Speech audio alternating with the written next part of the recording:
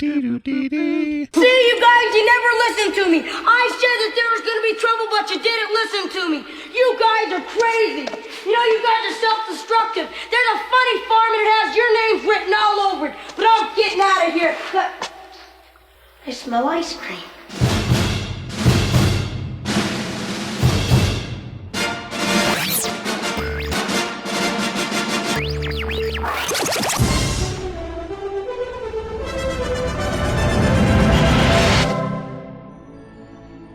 Is your mommy here? This is Film Sack. Hello?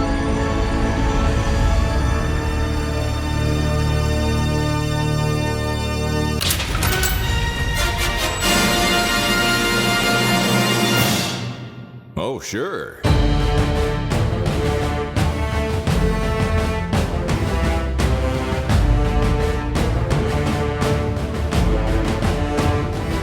Hello, everybody. Welcome to Film Sack. This is Film Sack, mining the very depths of film entertainment for all mankind. We are on episode 705. My name is Scott Johnson, and I'm joined today by Brian.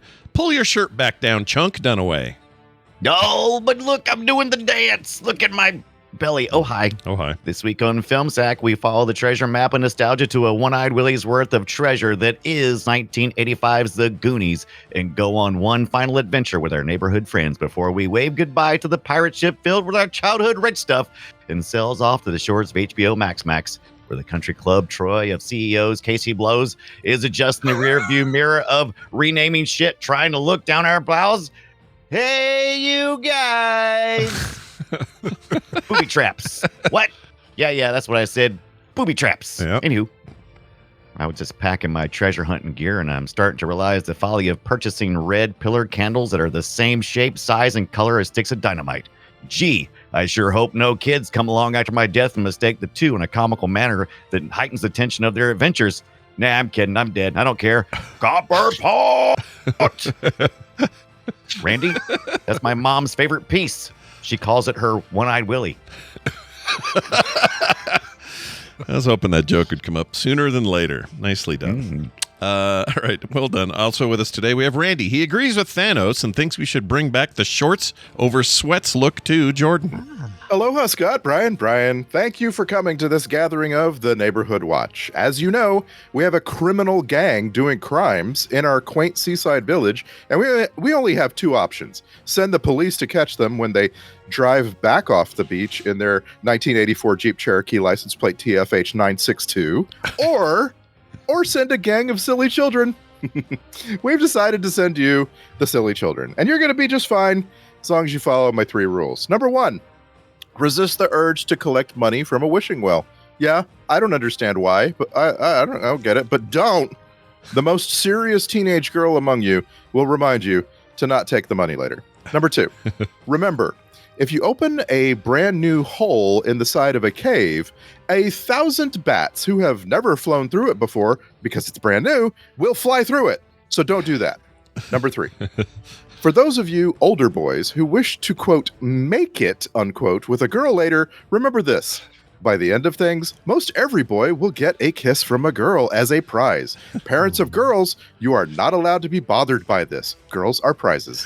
That's a 85 as shit business going on there. Yes. Well, the mom even says it. Let her mom worry about it. Yeah, sure does. All right, with us, finally, we have Brian. Can't figure out why these kids were so quiet and reserved in this movie, Ibit. I know, just so mellow, calm, peacefully discussing their options, and nobody yells over each other. It's really great. No, not at all whatsoever. This movie is a ride, and I really wanted to kind of go back and look at the life of One-Eyed Willie and what brought him to the point that he landed in Astoria, Oregon. Because I felt like it was a ride, there was only one song I could do. That was awesome. Holy There's shit. so many layers there. Yeah, that was a real produced. I freaking love it. Did you go to Abbey Road, or what'd you do here with this one? Damn. Just multi layers, just lots and lots of vocals, lots of times trying to fit 1,000 words into a couple seconds of. I love the laugh in the background, though. Yeah, that was great. Yeah, that, believe it or not, that actually. So the track that like when I buy karaoke tracks, I buy them from this place. It's called karaokeversion.com. Really cool place to buy karaoke music because you have full control. You can even like move it up a couple notes, the bass. So if it's too high a register, too low register. Not that I ever do any of that because I don't let it stop me. Whatever. Yeah, we'll make an attempt. Sure. But you can also download all of the different instruments individually. So for this one, and voices. So for this one, I always keep the music all as one unit, but I could separate the violin from the guitar from the drums or whatever. But I always download the vocal tracks all separately so I can say, all right, here's what the main vocal sounds like. Here's what the backing vocal sounds like. This one came with yet another option which was just this. I'll even put it in our chat if you want to play any of it, Scott, because there's no music in it. We won't get any No strikes. We'll get no strikes on that. Strike. Yeah. If you go about I don't know 3-4 minutes into that and hit play, you'll hear the one vocal part that they added to this thing that is like the drunk pirate who's doing the laughing, but also at parts going. All right, let's try it. I got it queued here. For me, we kindle a jar and flame and did I ignite give you drink. the wrong one? Me heart is yo. Let's see. I don't know. Darn, that's the wrong. That's the that is the wrong one. That's not the one. Unfortunately. Oh, Let's see. that's all right. Give me 1 second. I'll find it. All I'll right, find it. I believe it. I do. While you're looking for that, I'm going to tell the fine folks at home that we have a movie to talk about that everyone's seen but me. And when I say everyone, I mean the planet besides me. Yeah. Sure feels like it anyway. I'm sure there's a few others like me, so I guess solidarity with those who had never seen The Goonies. But we're going to have Fake Fletcher explain, and today's a special one. Enjoy. On this week's Film Sack podcast, The Goonies. A group of young misfits Called The Goonies. Discover an ancient map and set out on an adventure to find a legendary pirate's long-lost treasure. How will it all turn out? how will it hold up? Let's find out right now. Oh, man, the community delivered. That was everybody. I love it. There's a lot. I can identify if you. Those are all of our listeners right there. That's everybody. Each and every one of our. Actually, All so 6 of them. I feel a little bad because when I put out the word that I was needing their readings of this thing, I thought, I'll get like 10 of these at the most or whatever. Got like 100 or something. So I was like, damn it, what have I done? If they could all match the same cadence, you could do what I do and just layer them all on. Yeah, that's the problem. Is nobody did. In fact, one of them had this amazing like sing-songy thing going. I'm not even sure who it was. It may have been Stephanie, but it's this bit right here. Oh, that sounds. There's a funny farm scene, you guys. That's not it. Stop it. This one right here. Let's see if we can find The it. pirate's long-lost treasure. How will it all turn out? The whole read was definitely sounds like Stephanie, yibbity dabby do. It was fantastic. Yeah. And that makes it the best one because like I really, really appreciate that everyone tried hard, like to try to do a good job, try to be serious about it. Yeah. But like you also kind of want a read that's Fake Fletcher-ish, right? It's That's unusual, like ridiculous. Yeah. But not everybody can sing. Take me for example. Yeah. Oh, you did a great job. That's fantastic. So give me the provenance of the song though. What do you mean? Providence. Provenance. Oh, provenance. It's a word for the source, like where, like what was It's its from the original Pirates history? of the Caribbean ride at Disneyland. Oh, is it really? So, was the song written for the ride? Yeah, it was. It was written in 1956 specifically for the ride. They did a version of it for the movie, obviously, One of my favorite rides, by the way, or attraction. Oh, easily. Yeah. And the Disney version is so much better. You know, and I'm going to I want to make sure, but I believe it was made specifically for the theme song for the Pirates of the Caribbean ride, written by George Burns. I'm sorry. Hold on. Not that George. Okay, Burns. you were burying the headline here. All right. As a matter of fact, George Bruns. Sorry, I misread. Okay, good. I'm sorry. No, it's Gary Brun. No, I'm just even close. Oh, it's Larry Gamelka. Sorry. Thurl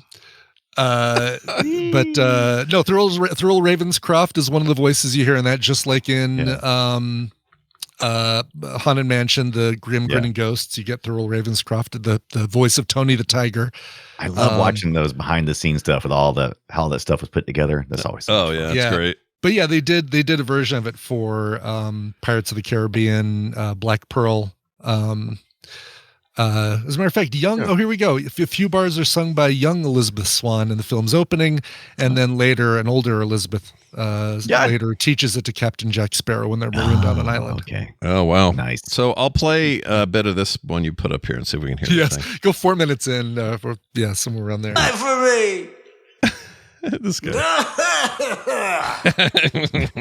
If you had said that was me doing that, I would have believed you. But Yeah, you would me too. not have said anything else. Yeah. Sounds Dunaway, Dunaway recognizes his own vibe there. That's fantastic. right. Well, I did have to do like there's the regular voice in this one, the main sing voice, which I think might be Thurl Ravenscroft, and then there's the super deep one is Thurl Ravenscroft. So I did the main, and then one of the backing vocals is "A Pirate's Life for Me." Did that, and then just to give it some balance, I did like a Daffy Duck kind of "The Pirate's Life for Me," on top of all three of those. So sure. It was great. You know what? You're a real Goonie. That's what I think. You're a real Goonie. And Goonies never say backing vocals. Right. Booty traps is what they do. Hey, that's fantastic. Well done, everybody. Richard Donner directed this film. Christopher Columbus, that is to say Chris, not the explorer, but the writer, director. Right, Chris Columbus. And Steven Spielberg co-wrote it. Although on the intro credits, it just says Spielberg's the writer, but according to the trivia...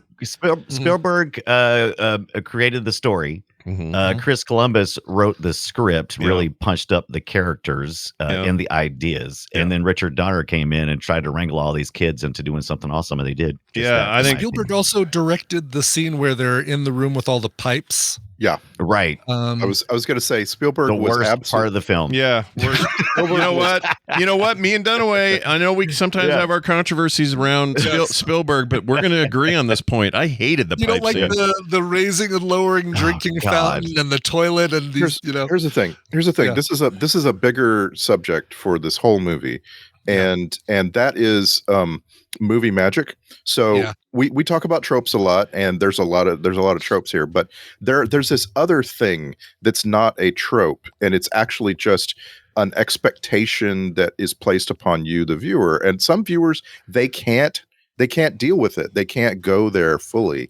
And this movie depends on movie magic so much. Like the very first scene in the film are these gangsters who are pulling some heist. I don't know what, because you're, as a viewer, you're distracted by Joey Pantoliano starting a fire. And like, so I'm. Well, the heist is they're getting they're getting the brother out of prison. Yeah, they're just busting him. Oh, that's right. That's right. Like a fake hanging himself in a kids movie. Right. So they're busting a guy out of prison, which is a massive jail for a tiny town. Yeah. Anyway, they get in an easy to identify car because the cops come out and look right at it, and then they drive the car all through the town. They drive the serpentine pattern all through the town, and they go past every other character in the movie. And at some point you're gonna go, wow, they even went past the Spanish speaking lady who ends up being nearly ran her over. Except for Sean Astin's character, who starts out with nothing ever happens. Right. Nothing ever happens. Right. So anyway, my point is that is movie magic. That is so unlikely, so unrealistic. And you have to let go of your expectations of reality and realism and go with it. You'll enjoy it very, very much. If you don't, though, my gosh, this movie is dependent on movie magic. Well, the Rube Goldberg machines are so unrealistic they are hardly make sense. All of that stuff's true. Data's thing coming out of his chest, all that stuff's silly. But the pipes in particular, though, I just felt like went too far. It was like it's a modern thing, right? You got to think about, all right, so wait, some people came down here, put in pipes, and they didn't say, oh, look at this path, let's follow it. Yeah. Hey, Bill, do you play piano? right well, exactly. There's no like all that infrastructure implies a bunch of things, and my brain just got tackled with that scene. I just went, oh, what are we doing? Well, why?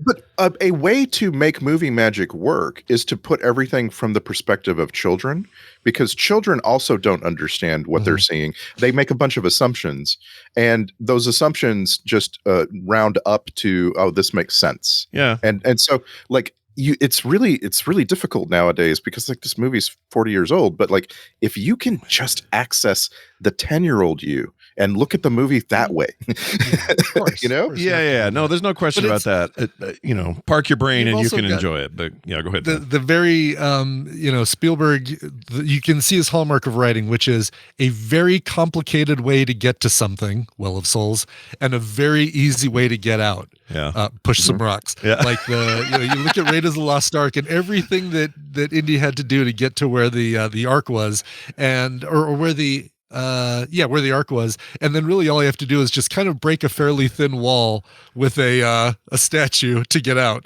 Yep. This entire movie answers the question, what if Indiana Jones and Raiders of the Lost Ark, but for children? That, like, the entire movie is that. Yeah, sure. It is that. And that's okay. That's what we I'm want. so glad you said for children after but, because I wasn't sure where you were going with the Yeah. This movie in my opinion, it was created by a bunch of people who had amazing childhood memories of adventure and were finally in a position to create stories that they could share.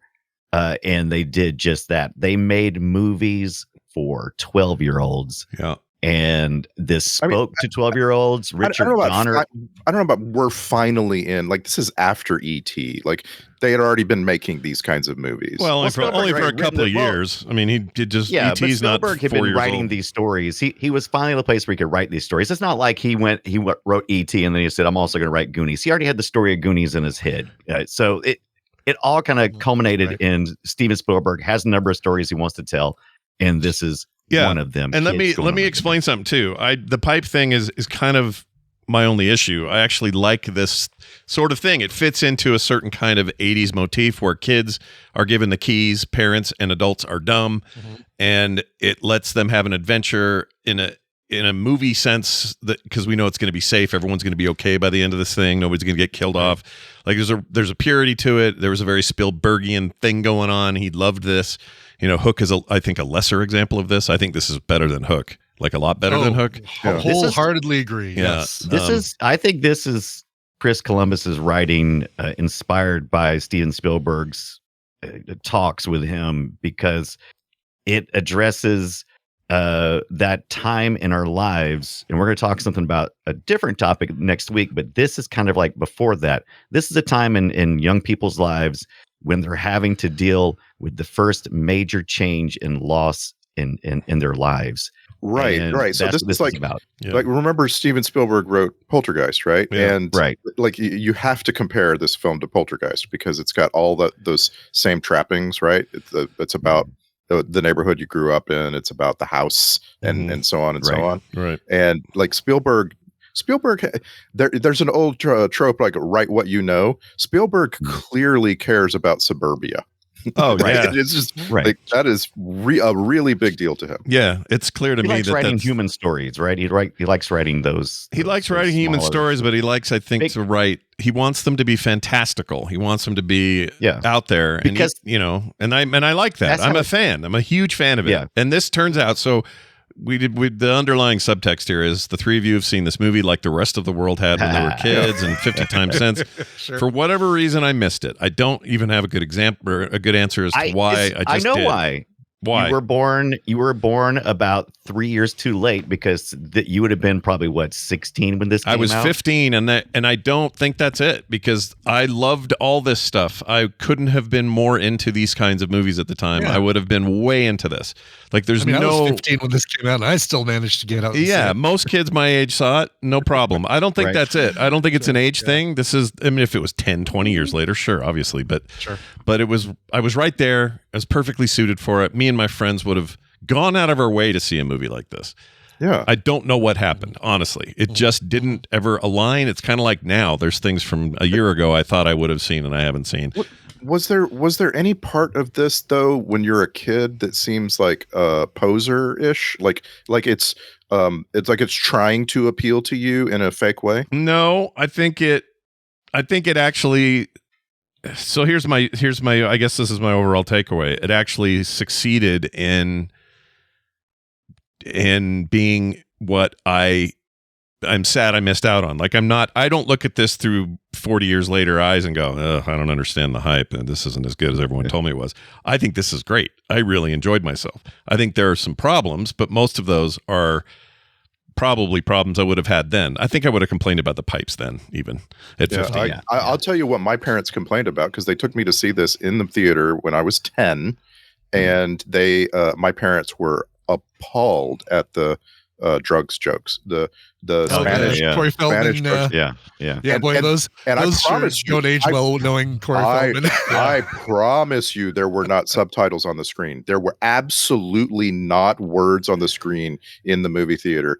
My parents were getting the jokes, and I was not. And they were. There had to so be. I pissed. remember seeing those jokes on the screen. No, and that's one of the things that I remember being worried by as a little kid. Yeah, because at the end of the movie, there's some other language, like the Short Round's parents are speaking, like Chinese or something, and there were not English words on the screen. It was just like, you have to figure this out for yourself. It's possible you're remembering that moment between Data and his dad with the. You're the greatest invention I ever had, and you can't hug a photograph, Dad. Like that, 100%. You know what? That may have been in English too. That may have been a part that changed with time. Like, I'm willing to bet money if we went and found like first print VHS or even first print film, I'll bet you money it was there and you just don't remember it. I do that all the time. It had to have been that whole scene between him and his dad. Yeah. There's no way that was English. Like they did. That was the point of it, was like, hey, we're different. We're talking in the language we've got. You wouldn't do it without subtitles because you wouldn't know what the hell they were talking about as a general audience. So it had to have been that way. But whether it was or wasn't, like my parents, they would have been, when I was 15, so they'd have been fine. No big deal. But if I'd have been 8 when I saw this, they would have lost their minds. And it wouldn't have just been the drug references. It would have been like just literally the noise of it, like the chaos of it. The first word, I think the first word said by a kid in this movie is shit. It is, yeah. It's by Chunk when he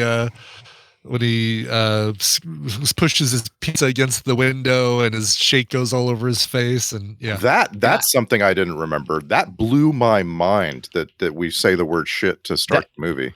So one of the things that makes this movie in some ways hold up, or at least remain in our nostalgic memories, is because Richard Donner, you could read the script. A lot of the things that they say, this kind of pushes the envelope. Richard Donner was really letting the kids set the pace of this film. And I'd never seen that happen before. And I can't say I've seen it happen again. And it is one part that kind of makes it feel maybe a little inaccessible for some people, but also it felt, at the time especially, felt so real because they allowed the actors to talk over one another. They let them be like very frantic, like kids would be at that age. It felt like real, crazy conversations that were happening at the time. Yeah. I could see that. And I actually think that holds up. Like as much as it kind of annoyed me how much everybody yelled at each other just from a modern sensibility. I know exactly. I got the feeling that even though it was annoying me as an adult, that's the point. It's supposed to annoy you as an adult. It's not supposed when you're kids, everybody's shouting for attention. We're always competing in that group and whatever. Even if you had a group this close or this tight, you're still going to have that. So, and as a kid, you're far better at parsing when you and your friends are all yelling to each other. You're able to kind of parse out whose voice and who's saying what. Yeah, you're good at it. Now. You're right. Now it's like a language of friendship that you have shortcuts for. And now that I look it up, I'm seeing that the version we saw is 20 minutes longer than probably the version I remember.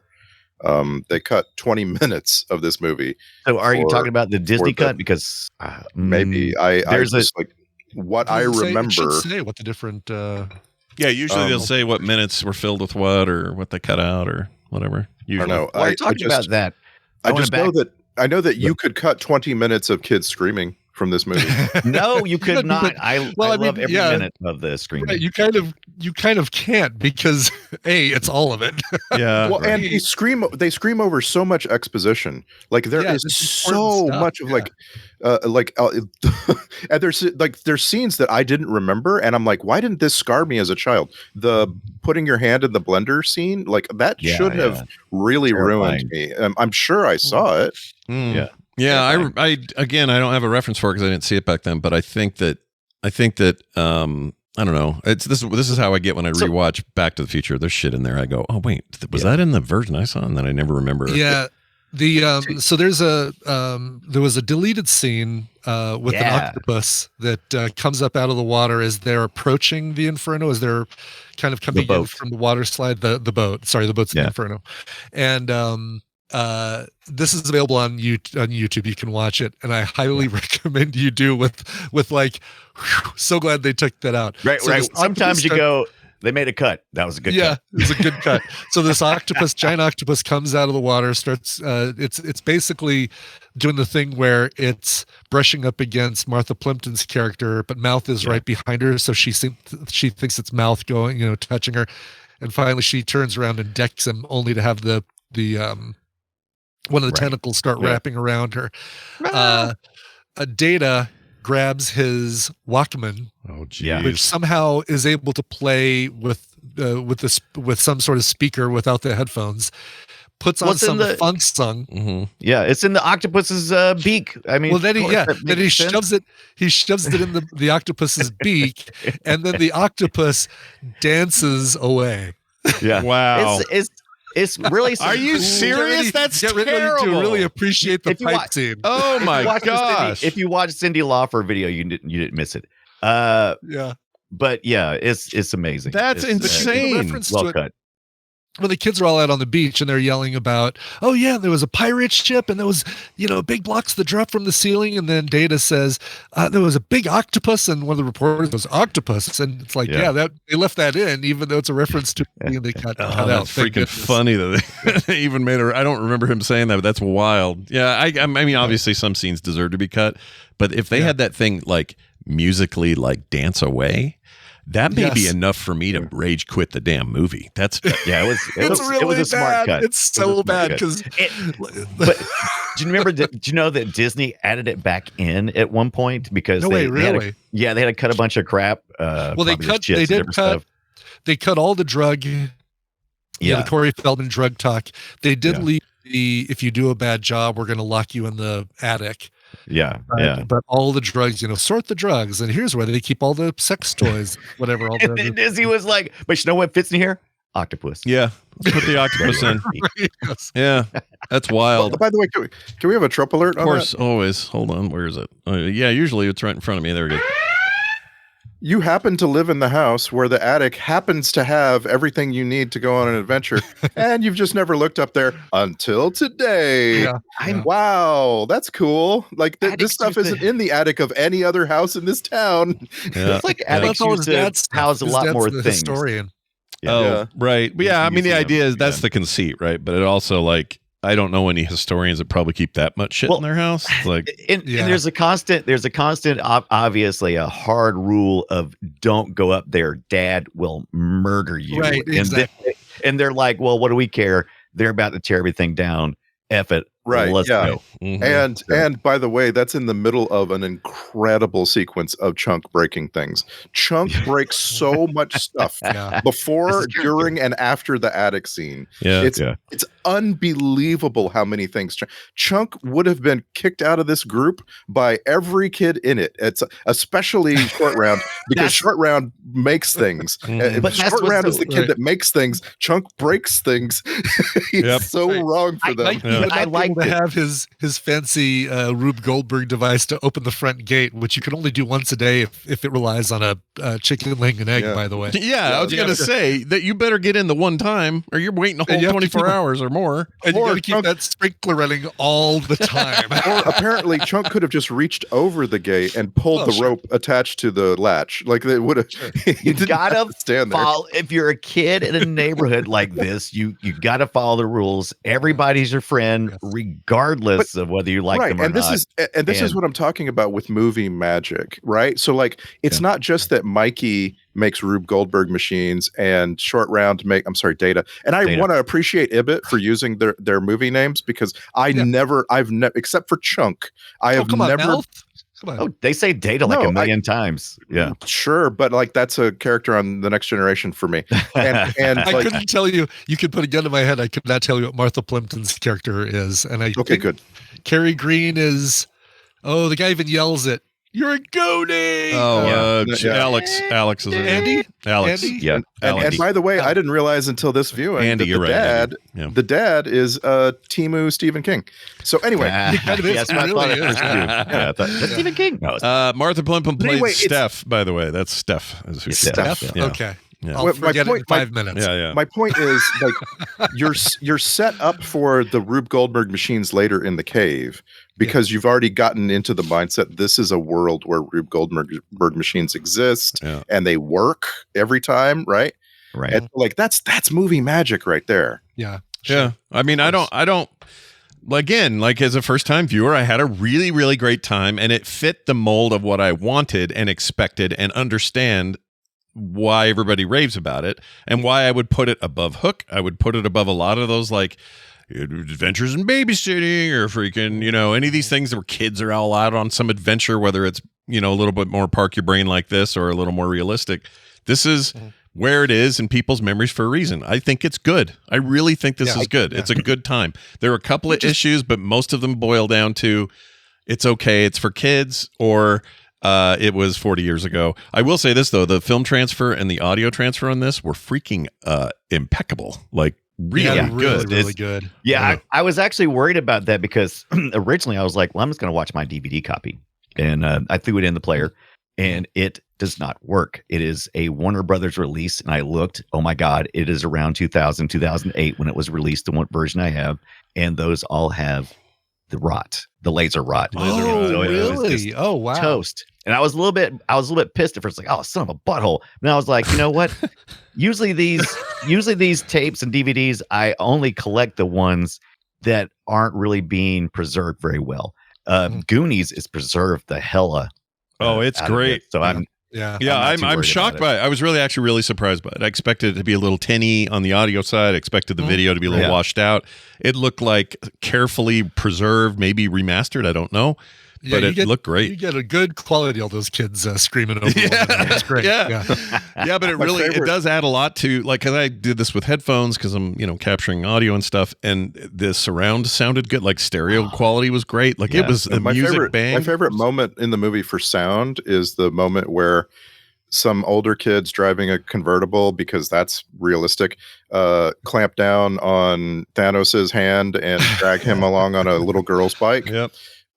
Like, because there's so many sounds in that scene, and like it actually takes away from the ridiculousness of it. Like I really want to hate that scene, but the sound, you can hear the car, the bike, the training wheels popping off, every single character. There's 4 different people, and they're all making sounds. You can hear them all very clearly. Though, real quick, that's Troy. That's Troy, whose dad is that's obviously foreclosing all the houses, but also he's the guy in the country club who get to sent to the ceiling with the toilet. Yeah, that's wearing right. his underwear, I might add. Like he's taking a poop on the toilet with his underwear on. Yeah, that's how Troy. That's how Troy. That's how Troy works, man. He takes a magazine in there. He sits down. And he gets the bidet of a lifetime is what he ends up with. Troy is the other Goonie. He just doesn't realize it because he's always involved, whether it's in the toilet or if he just happens to run into the kids out of the street somewhere. He's dating one of the soon-to-be Goonies. You got to be a lower income to be a Goonie. You can't. Well, that's the problem. He's the exception, but he's supposed to be poor. I don't know what happened. Well, also, he's old enough to drive a car no adult would ever let him drive. So he's like 3 or 4 years older than most of the Goonies. Yeah. Except for Brolin. And if you look back, but if you look back on when you were in high school, like the middle school kids were children, baby children to you. Yeah. So like you can kind of understand the animosity. Except for the ones that I kissed in the dark. That's kind of back to what I was saying back earlier, that Scott refuses to believe that he wasn't too old to watch this. But I'm like, okay, did you watch the Monster Squad, Scott? Yes, did you think that was too No, I liked it. It's fine. That was childish? No, I liked it. That was 1987, 2 years later. Yeah. I did not go see the Monster Squad because I, being a 15-year-old, thought you were too old. Thought that was dumb. No, I've always been immature. I'm always watching shit that's way out of date for me. But in this case, I think 15 is the target audience here. I don't think this is like Really? I don't think it's 10-year-olds because 10-year-olds get yelled at their parents for watching this loud, dirty movie. I think that it was just about right for us. I mean, admittedly, Sloth would be scary for an 8-year-old or a 10-year-old. Yeah, there's a lot going on here that's like, holy shit, that piano. How would scary, and that's the point. You're supposed to be scared. Sloth? Well, yeah, that's what we're saying is you're going to take that better when you're 15 than you are when you're 10. I mean, if you're you don't sensitive. but you want to go to a movie and be scared and thrilled. You don't want to go to a movie and go, well, Sloth is stupid. I'm 15. but that's my point. There's a difference between being scared by a sloth and thinking he's stupid. There's some gray area in the middle where it's like, he's kind of a misunderstood character. He's a Goonie himself, and his parents lock him in the basement and don't even throw sloths at him and make him watch the Electric Company and Earl Flynn. Goonie scared the shit out of me. Goonie. Sloth scared the shit out of me when I was a kid. That's what I was going to say. That's what I was getting at. Like as a kid, Van would probably be really freaked out. Oh no, he would hate this movie. I can't watch. He's too young. Like 6, 7 years old. That's too young. You bring this back when he's 10 or 11, he'd probably love it and wouldn't even get the reference of like, oh, he's wearing a Superman shirt and the Richard Donner music playing. Oh, Donner! Right. Yes, come on, Donner. I am now convinced that I saw a version of this movie that was 20 minutes edited, and that there was a lot less sloth, because the version I just watched last night, sloth would have been a big problem for me as a little kid. Sloth was way overboard in terms of his depiction. They took out like Sloth growling when he first meets Chunk, and a whole mess of that stuff. Without a doubt, if you were making this movie nowadays, you would treat Sloth a lot less. Like he doesn't need much disfigurement to be the character that he is. Yeah, and like the disfigurement way overboard. It's what's dark about it is that it's from dropping him multiple times. Right. I didn't know that until this time, because I had never caught that Mama, throwing Mama from the train, said, I'm sorry I dropped you those couple of times. Like, holy crap. Right. I know. He caused this is whole the first thing, time I've Anne picked Ramsey. up on that. Yeah. And so the fact that I want to actually, this is our second Anne Ramsey film. I want to challenge you without looking anything up. Do not look at, close your eyes right now. Tell me which of the main cast is the one have a friend that we've now seen 9 times on Film Sack, and which of the main cast it's his very first time on Film Sack. Pantoliano's got to be the 9th timer, right? Pants has been here a million times. It might be. It could be. Hold on. I've seen Joey Pants 7 times. Maybe Corey Feldman. Let me make a reference. I think it's John Matusak who plays Sloth. No. Nope. We've seen him 3 times. Shit. Oh, have we really? That's I would have thought it was the first time. Yeah. Corey's been on here a million times, right? Corey's been on here a million times. All right, you've all figured out that Corey Feldman's the one we've sacked the most, 9 times. Right. Oh, really? But the least. 9? Wow. Yeah. By the way, look at that photo, Matusak. He looks. You can smell this photo. By the way, you smell it. Yeah, he smells like Fizz Ed. Yeah, he died. He only died. He died like 4 years later. He died. This guy. 38. Oh, really? After making this and movie? by the way, we've seen John Matusak in Caveman and Ice Pirates before this. I always mix him Ice Pirates. I mix him up with the drug nerd overdose because of pain and stuff. Oh, did he? I didn't know that. He I always get him mixed up with Lyle Alzado for some reason. Those two guys are the same. Oh, I to can me. see that. Yeah. Always mix them up. So you got him for the least, you said? Oh yeah, who's our? Well, we got to figure out who's The this main is the first cast time we've ever seen. We've only seen Anne Robert Ramsey. Davi, probably the other Fratelli boy. Twice. We've seen him 6 times now on film. Shut up! Really? Wow, really? Yeah. Isn't that wild? Kihei Hue Kwan, maybe. Data. No? This is our second time for short round. I Kihue think we Kwan. have- Right, we we just watched- watched him in The Electric State. Damn, dude. Oh, that's right. I forgot he was even very in that. good. Jeez. Well, I know it's not Jeff Cohen. Chunk. Robert We've seen Anne Davi Ramsey was twice. one of the 2 Johnsons in Die Hard. Yeah. We're gonna need some more FBI guys. Yep. That guy's he's a prick hole in that. He's the one that by says, the way- it's just like a nom, and he says, I was in junior high, dipshit, or whatever he said. It's Right. great. Yeah. Right. Love that guy.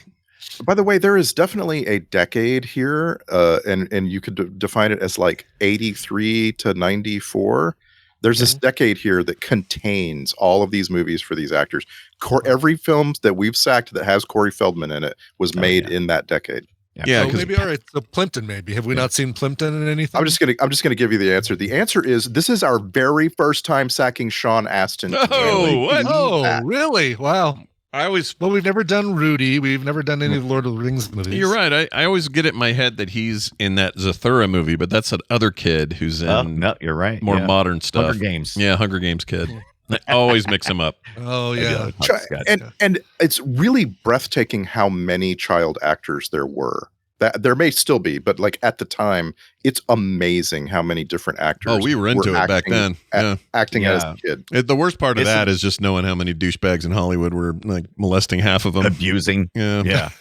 Yeah, it was bad. It's like you hear these stories. Like I know Feldman's been pretty vocal about it lately, but you hear others talk about it. And it's just like, man, what a dark bunch of shit. That we were all just home going, yeah, Goonies, yeah, freaking well done, E.T. Woo! And in the meantime, they're all on like the director's couch getting fiddled with. It's like f you, industry. So mad. So I gathered 3 Sean Astin films to put in our watch list. That would be Whitewater Summer, The War of the Roses, and Toy Soldiers. Those are the 3 that we haven't watched Toy Soldiers. How we not watched Toy Soldiers? Wait, What was we that in 100 with, times? I thought we did. What was he in with Pauly Shore? I'm looking at his page and like some of his photos have Son-in-law. No. He's in Encino Man. Yeah, didn't we see that? Encino Man. No, of we haven't course, seen that yeah. yet. I thought We we saw wanted to. Encino Man. Okay. We gotta see Encino Man. Okay. That's I got, would- Yeah. I would sack Rudy, but I don't know. It's a little bit of a downer, isn't it? Well, and it's just also inspirational, and I don't know. Yeah. But he was I don't pretty know. inspirational. Sean Astin was very inspirational in here. Goonies never say die, man. They just Yeah, that's true. That's we see other thing. Encino Man. We've got another Kiwi Kwan, by the way. Oh, Kwan right. count. That's right. That was always a weird thing. I remember seeing that going, oh, okay, so he didn't. Those two went through a cave together. Exactly. And Ibbett gave me the craziest trivia yesterday I'd ever heard, which was Chunk is now the lawyer for Kike Kwan's life. Yeah. Yeah, he's an entertainment lawyer, and Kiwi Kwan is one of his clients. Yep. Jeff Cohen founded a very successful law firm called Cohen and Murphy or something like And he that. does not take any requests for the truffle shuffle anymore. No. Why would if I were him, Right, I'd never all- do it. And by the way, he's like this really thin, handsome man now. Yeah, he is. Yeah. By the way, that was all improv, by the way, the truffle shuffle. Yeah, yeah. Donner just saying, do something that you think these kids would want you to do. Yeah. Yeah. And the trivia is get the trivia is yard. awesome about that because it talks pretty frequently about how Donner really liked working with Jeff Cohen. He said he was the kid that I could rely on to pull out the best ideas in the hardest improv situation. Like he just raved about this kid's acting, and it's just ironic he's like one of the only ones that stopped kid acting and went into law. Yeah. And he had chicken pox while he was filming. Oh shit. Oh, did he I really? missed that Is that one. reason why he was like that? Like they sent him off to get the police? Because I don't remember. I was like, I didn't remember them tell getting the cast. He separated. did not tell the cast. So there's That's hilarious. there's a great it's got to be from the DVD. It's like a deleted scenes and outtakes, but it's a lot of Richard Donner talking about the kids. And one of the things is it's that good. That must be the yeah, making of. I think it's the making of, and he talks about Yeah. how Jeff Cohen didn't have or had chicken pox and didn't tell any of us, and was just getting over it. So you can kind of see some of the welts in his stomach when he does the truffle shuffle. Oh my gosh, that's interesting. crazy. I mean, what a Yeah. fun, like, Donner, obviously the right guy for this must have been, because Yeah. this is a handful. You know, you got your There's moments in prepubescence. that making of where it sounds like, working with kids, I want to kill myself. He literally says that. He literally says says that. I'm gonna go home at night and kill myself. Yeah. It's great. It's a lot. It's great. And so what else is really relatable in this is that Josh Brolin's a year older than I am, and seeing him in this, I'm going, yeah, all right, he's repping me so if I'd have seen this when I was supposed to, he would have been my analog, right? Like he would have been like, oh yeah, is that what we're like at 15? Ugh, I don't want to work out like that, and also I'm not that horny, and I'd have lots of issues with his character. But seeing all the years later, I see why you would want to even have the perspective. It's like they did a great job of illustrating there's a huge jump, a big leap between about the 3 years of distance between these kids' ages. Yeah, and for sure. And I think that's key to this thing working. Yeah. I feel like we're not giving enough credit to Richard Donner, the director. Like, it is really hard to get a bunch of kids to all get a good take at the same time. And somehow Richard Donner got it done. There's some production magic here, right? So like you also want to give credit to Kathleen Kennedy and Frank Marshall, right? The usual suspects. But Richard Donner somehow got the shots, got the takes. Yeah. And I mean, we're talking about if you look at his list of films that we've sacked, like Richard Donner makes movies like Assassins and Lethal Weapon and Maverick. Like he doesn't work exclusively with children. Yeah. And he did. He got a great performance out of all of them. And the thing that I was most impressed with this time around was the realization that he could have easily stifled all the kids. He could have easily all right, separate your kids, I need a performance. I need you to hit your marks. Yeah. And I need it to be, I need you to give me exactly what's on the page. Yeah. And he didn't do that. And he let it be what it was. And I think it's just that's the one thing that makes this movie hold up. It's just timeless. This is how 12-year-olds act. Yeah. Yeah. I think they captured that. And that's the part that I was surprised about the most, because I really did think after all this time I was going to see the seams of that stuff. And it wasn't. Sure. The things that have seams are like, Data's got shoes with secret oil in them. Yeah. Okay. No way does chattering teeth hold the weight of even a small boy like Data. Yeah. Don't happen. Right. Yeah. These ideas that work in your Inspector Gadget cartoon, I just thought most of it was there's a little supernatural stuff happening. Definitely. Yeah, the existence of this magical cavern. The cavern is magic, the whole entire thing. And somehow the boat gets out of it unscathed. Oh my God. Right. That's crazy.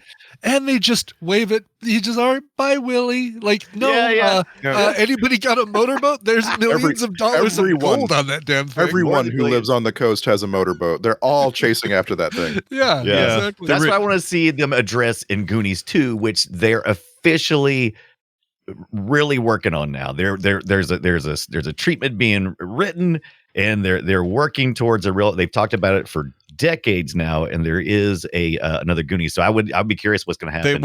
Everybody in this cast still, there's like footage of this. They love each other. They've stayed close. Yeah. They all see it as a formative time in their young lives, and like all of them, like Brolin's haven't, obviously have maybe the biggest moment of all of them. I think. Sure. I mean, I guess Kike Kwan with his Oscar, you could make an argument, but there's a lot of really good, successful careers out of this. But the fact that they're all willing to go back and like revisit this in kind of It style, it's a little bit what it is, right? And it's they haven't officially invited anybody back, according to some of the interviews with them. We just know the story itself is supposed to be going, and that they're all down for it. They all want to do it. Is there any way they do this and it's not? Oh, now our kids are going on an adventure. You need to do it. I mean, I just feel like if you don't, you're missing the fan service that's really going to be needed. But Ibbott's got a point that also gives me pause. I'm so tired of that. So tired of that I want them to do something different and interesting with it. So maybe there's a way to do both. Maybe there's a way that it's the kids and the adults. Maybe a couple of these people got married, Plimpton and Who is she No. into? Did any of you watch the reunion during COVID in 2020? Yes, the video. No. That's the video I was talking about. I Yeah. just watched it Yeah. again. Oh, is that that's not the so- Today Show thing that I posted? No, right? different thing. No, this is like during COVID, these guys all got together on Zoom and they added a bunch of famous Oh. people because some of them were dead.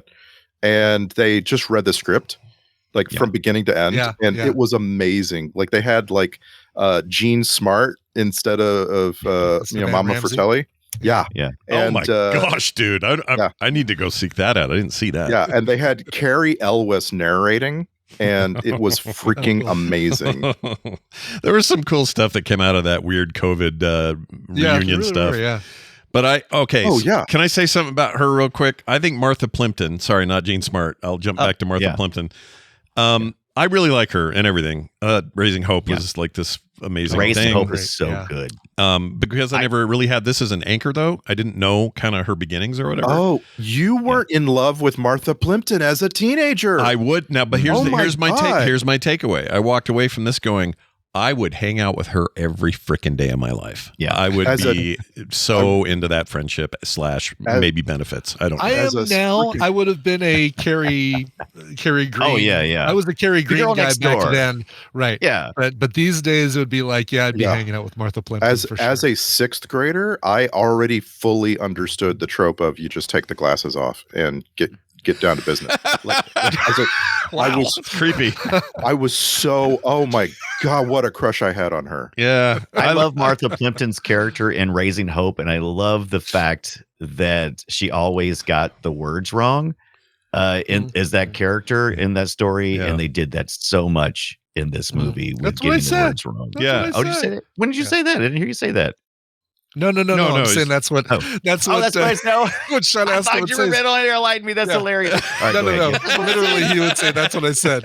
Yeah. No, she was great. And she has the one line in the movie that actually made me pause and laugh. And I'll get to it later. Not that there aren't other funny moments. There definitely are. But there's this moment she has a comment that made me laugh out loud and go, well, that's why we love her. She's freaking great. Yeah. She had a whole career ahead of her. And I'm glad they didn't put the octopus shit in there because that would have tainted it a little bit. But Yeah. As a Okay. kid who really had the hots for Martha Plimpton at the time, she made an appearance on one episode of Family Ties, and it killed me because back then you couldn't just rewatch an episode if you wanted to. right. Yeah. And I desperately wanted to see that episode. Is that again a as little thing? kid. I could probably look it up, I guess. But was it a major point in the A very story? special episode. Yeah. I don't remember now.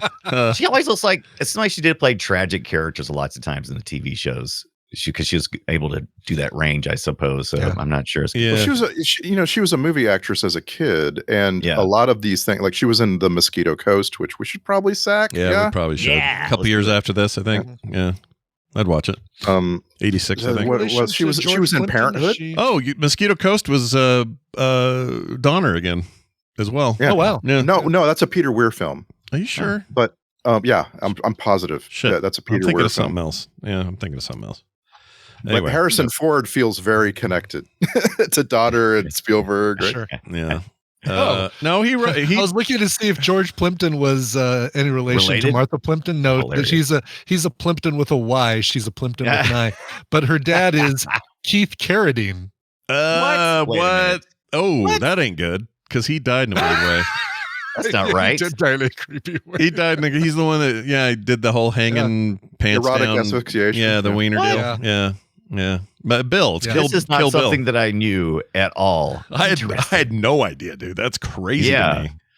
Wow. And she's also related to Bill Plimpton, even though he spells it with a Y. Oh, and she's What? an eighth cousin once removed of George Plimpton. Oh my gosh, there's all the Plimptons. All the Plimptons are related. But yeah, it doesn't specifically say what her relation is to Bill Plimpton, but her parents are Keith Carradine and Shelley Plimpton.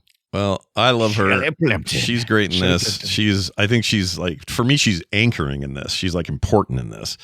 And it's not even that big of a role. Like it's kind of relegated, but for whatever reason, I felt like it tied the room I will together. tell you one thing. Yeah. I didn't appreciate Steph not coming clean with Andy after she kissed Mikey in the cave. I'm like, come on, man. She's Yeah, it gives her the doing bad opportunity to things for deliver. Mikey.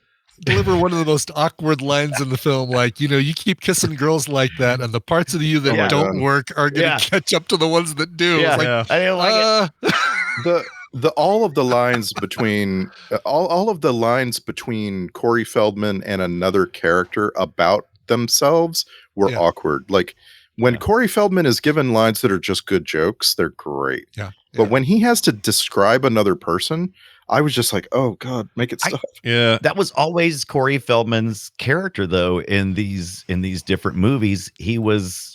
I think that's one of the things that made you appealed to me was. I wrote that down. This is the exact same character that I love from Dreamer Little Dream and License to Drive and Stand By Me and so on and so on. Corey Feldman plays this character perfectly. They cast him to do this, and they don't want him to do anything different. According to his book, his autobiography, Choreography, and I'm not kidding. That's brilliant. That's brilliant. Or terrible. Kind of is. It's either brilliant or terrible. I don't know. For me, it smells, but whatever. It's a brilliant idea that you'd say, yeah, good joke. Yeah, nice one. I'm never. What are you really going to name it? I love that. Go ahead. I feel so bad for the way, because Corey Feldman had been screaming at the top of his lungs for so long, talking about how, the mistreatment and stuff. And we all just like, yeah, all right, whatever, Corey. We just kind of looked at him like he was a weirdo. And he's a product of what we all just said. Yeah, give us more of that. And no question about it. The like Hollywood machine. He deserves more credit than that. But he says in that in his own book, so this is his own words, that him and Martha Plimpton did not get along. In fact, they kind of fought. Oh, really? Yeah. Oh, wow. I would see that. Their personalities are kind of like that. So I wonder if they did bring him back, if they would put those two together. Maybe not. I think they've grown up enough that they probably could navigate that. I have a feeling I think they're grown that Martha Plimpton seeing Corey Feldman now would be worse than the way she felt about him in 1985. Probably. I think he was always a little on the, I don't know about word is annoying, but he's probably always a little eccentric, a little off, a little weird. Yeah. And she just didn't like it. So I don't know. If they bring those guys back, we'll see what happens. But Choreography, change the name. I hate it. That's terrible. I love it. Don't change anything. It's already been Corey. printed up. The more I think about it, the less I like it. I wish driving that bus. Yeah. I don't care. Just do it. Just go all in. All right. Corey Hart could use that choreography. That's right. I'd be fine with that. He could go. But I mean, come on. Corey is always. He was majorly impacted by his time with Michael Jackson. Bad things definitely happened there. Exactly. And he was so interested in choreography and stuff. I think is an important part of his life. And I think it's spot on for what. Speaking of choreography, this movie is so well shot. It is breathtaking at times, so especially at the beginning of the movie, because you turn on this movie and you weren't just watching a great movie, you were doing whatever you were doing, and these shots are taking place out of windows and the camera is moving around corners and you're seeing big reveals, and it's just awesome. No, it's impressive. It really is. Those crane shots that go above when they go through the power lines, and it's so crowded in there. And you would usually think it'd be dumb to try to do a crane shot with all this crap in here, but that's the point. I don't think I was shocked. Yeah. I was shocked to find out our cinematographer for this movie is Nick McLean, who is not known for this amazing stuff. Like, he made Short Circuit and Spaceballs in the Film Sack list. And those movies are like, Spaceballs has some good shots, but it's nothing like this. Like, not even close to the rigor that he put into this movie. Yeah. By the way, we haven't talked about this. I'm surprised, given our audience and just our predisposition toward video games. But the Dead Mines is in the original WoW. World of Warcraft, one of its original dungeons was the Dead Mines. It was a little later in the thing. But anyway, the Dead Mines directly inspired by this movie. Really? Big story about how the devs and everybody who was building that thing wanted to create a bunch of stuff that were like, if you go play it now, it is basically step for step their harrowing. Well, like getting in there and then getting out of there are the steps in Dead Mines. Including the easy exit, and you could imagine the pirate ship in Dead Mines could bust out and just sail away. 100%. It's right next to the ocean. Does your tank have to hold? Does your tank have to hold a boulder up so you can crawl between his legs? Is that how it ends? That's how it should be. Please tell me, by the way, that everybody rubbing against Sloth's junk was what grossed you out the most. I didn't. Dude, when I didn't love that. when Chunk comes back, guys. Yeah, Chunk comes back. in to say "I love you" while pressed up against his junk. Yeah. Yeah. No, I didn't like that at all. I'll tell you what did gross me out, though. Actually, since it isn't that, I'll give you guys a chance to get it. But what do you think grossed me out? Gross. If you had to guess. Was it Ann Ramsey asking the kids if they liked tongue? I was like, oh, that's whew. No, okay. it was up there. It was up All right, there. all right. And you're also close. Let's just say you're close to. really? How did you feel about Chunk being just so close to these stinky people during the blender scene? I didn't mind that. That was all right. All right. I'll say it's orally related. Orally related. There's an oral relation. Okay. And I'm not talking what about sex. when they're served brown water? That water is the brownest drink brown it, water. Yeah, they didn't drink it. The concept was gross, so I'll give you that. There's points for that. I'll just tell you, there's two moments, and they're both Corey Haim moments. Or sorry, Corey Feldman moments. Keep saying Haim for some reason. Corey Feldman's tongue through the painting. Gross. Don't do that. Yeah. Sure. He is touching that. Whatever that prop is, his tongue. Yeah. I was more angry that, like, oh my God, you cut a hole in a painting? Yep. To stick your tongue? And then her pulling 6 miles of pearls out of his mouth. Oh, yeah. When he spits all that gym stuff out. It's gross. It's gross. I don't like any of that. Don't be putting shit in your mouth. And then, and then after that, then he spits out some more gems, and there is a lot of spit that comes out. A lot. Yeah, a lot dude. of saliva. That was Speaking gross. of the pirate booty, who's down there keeping all that booty so clean for the last 30 years? Yeah. Everyone like a That clean stuff was booty. clean. One-eyed Willie. One-eyed Willie is alive, and he cleans all of the gold things. So that they He shine. gets up. He's like Toy Story. Is that whenever people leave, he just whole skeleton just gets up and he just walks around and Yeah. wipes it down. That's what he does. Yeah, the Seriously, whole, get yourself My time down here. That's your time up there. That's my time down here. get Come yourself on. anything shiny and just leave it sitting out in your house for 20 years. yeah, And see what happens. yeah. I can't do it for here in the where I live in the valley. And there's so much wind. I can't do it for a week without a cake on of dust. There's just no way. Yeah. So that stuff doesn't work that way. Yeah. One of the major components of dust is like human skin, and I'm pretty sure there was a lot of human skin floating around. Oh, geez. Yeah, lots of it. Probably all of it, because all those guys were skeletons. And where'd all that skin go, baby? All sitting around the table. Yeah. Yeah, Oh, disgusting. and another question. I have a trope here. Oh, I love a good trope. Let's play the trope thing. This trope is called human resources.